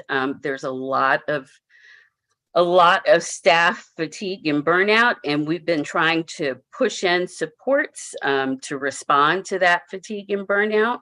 But I think I'll let Mr. Kareem Ewing Boyd, if you'd like to jump in to talk to some of the specific issues at East End, please go ahead. All right. Thank you very much, ma'am. I first want to start with some of the things that, because you asked about some of the things that we were particularly proud of in the growth of the school. And I want to talk a little bit about what I'm proud of when it comes to our response to COVID, because the mission of our school is so focused on social justice and community service. There are a number of things that happened. Number one, the way that our operations team turned around our food services program so that families were able to continue to get our highly regarded fresh kitchen food on a daily basis is one of the things that I'm just incredibly proud of. Our operations team is a group of people that I have tremendous respect for. In addition, we were able to partner with folks like Martha's Table. We were able to partner with the folks that we share a building with, the Evans campus, Maya Angelou, to do a number of food distribution programs that supported not just our school communities, but the entire Ward 7 community, to the point that the DC Civic Association member association awarded the school through me for our dedication to the support of Ward 7 during our food distribution programs during the height of the pandemic. But when we came back into the building, again, going back to the work that our operations team did, I mean, we're talking about weekly testing. We're talking about a very strong support of our masking program, to the point that our current fourth graders, at the time they were third graders, were the youngest participants in the CDC's Mask 12 research program that looked at proper mask usage in schools. And so our students were research participants and were cited for their support of this research project by the CDC. So, I mean, there are the ways that our school has been able to serve as a location for community organizing and community service and the creation of social justice. These are things that I'm incredibly happy to be able to serve alongside the rest of these folks here on the call, and the rest of the team at the East End campus. Throughout the pandemic, our teams on both campuses continue to provide music education. They continue to provide art education. They continue to provide PE consistently throughout the entirety of the pandemic. Our dedication to students as whole human beings never wavered. And that is something that I will be able to stand in pride about for the entirety of my career. In terms of struggle, as everyone has said so far, folks are tired. Everyone who is in any sort of public service field did not slow down during the pandemic. We sped up, and not only did we speed up, we were told to go speedily towards getting things back to normal, even though all of us who are in public service know that normal was never really particularly healthy for any of us. So we went from an unhealthily sped up society to one that had to carry an extra load during the pandemic, to going back to an unhealthily sped up society with no rest. And so there are a lot of folks who are looking for a place to live and to work that has some sort of stability. And so our staffing has been an issue. Ways that we can support parents and children and staff has been difficult, but we've been able to partner with folks at the Department of Behavioral Health. We've been able to partner with the folks at MBI through DBH to have clinicians come join us at campus on a weekly basis. We have been able to grow our behavioral health support team more broadly with a strong focus on restorative practices and through our use of the Peace of Mind curriculum. So throughout all of the work, it has been a focus on how do we keep the children well, how do we keep the staff and the other adults who are supporting those children well, how do we make a community that is a place that we would want these children to go off into the world. And so the amount of pride that I have in the work that we've done, I can talk for a very, very long time, but I know it's 9:45, so I'm going to stop now. Thank you. Thank you for sharing all of that. I hoped to ask a couple questions around learning loss, and specifically around, because earlier tonight we talked about a couple other schools that were earlier on in their school tenure that wouldn't have had transitional goals because there hadn't been enough data yet. 25 years, we've got some. So Stokes was able to have transitional goals thanks to the COVID impact policy. And there's differing student outcomes between the two campuses, and wanted to ask how Stokes plans to address interrupted learning and improve student outcomes, particularly for the East End campus, given how different the outcomes have been between the two campuses.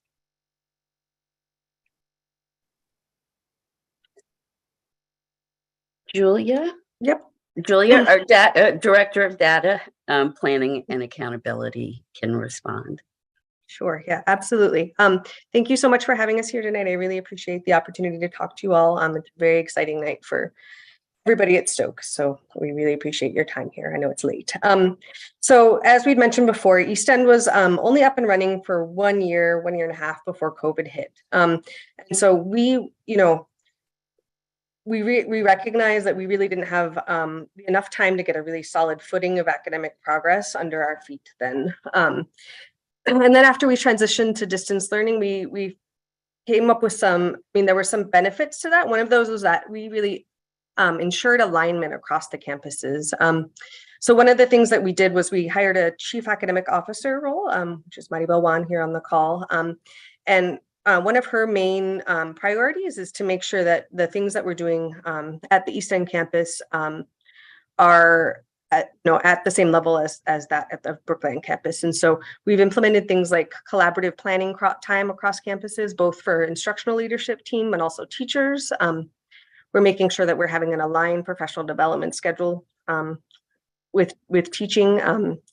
We are also making sure that we are taking the feedback that the Public Charter School Board gave us through the QSR and the in-house observation data to support teachers with differentiated professional development. With all those demands, we also strive to maintain a balance between work and self-care. Is there anything else that you wanted to kind of add to that, Maribel? I think you highlighted that, in addition, with recovery as well, we want to make sure that we're still maintaining high academic grade level standards, but still providing, supporting students with access to the content. And, the instructional leadership team meets weekly, and we're always using data to support our reflection and our review. Our instructional coaches work with the directors of teaching and learning. There's cross-campus meetings bi-weekly, and they are working with teachers and looking at the data to support their planning and instruction. Thank you.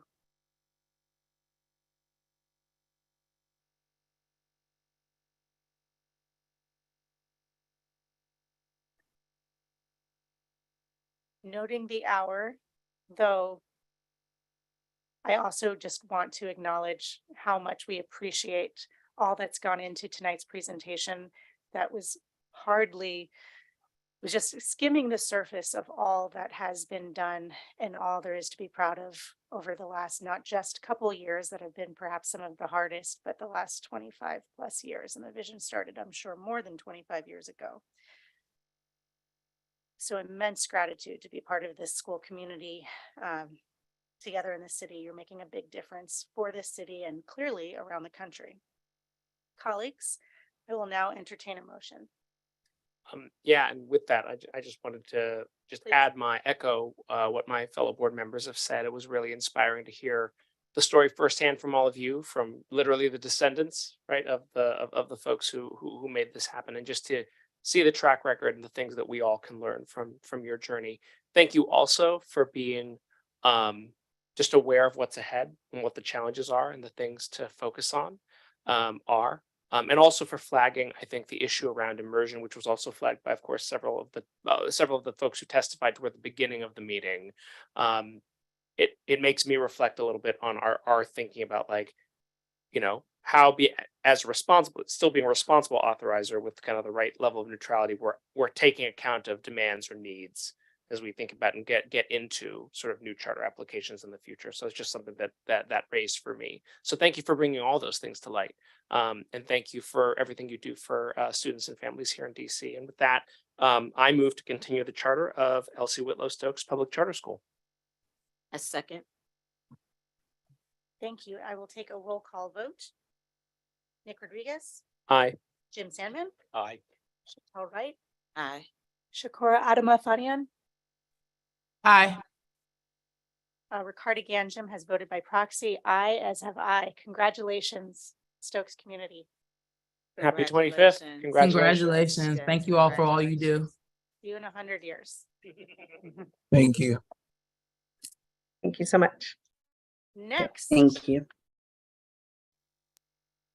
you can leave, but we cannot. Next, we will vote on the consent calendar. Would any board member like to remove an item from the calendar for further discussion or state a recusal for the record?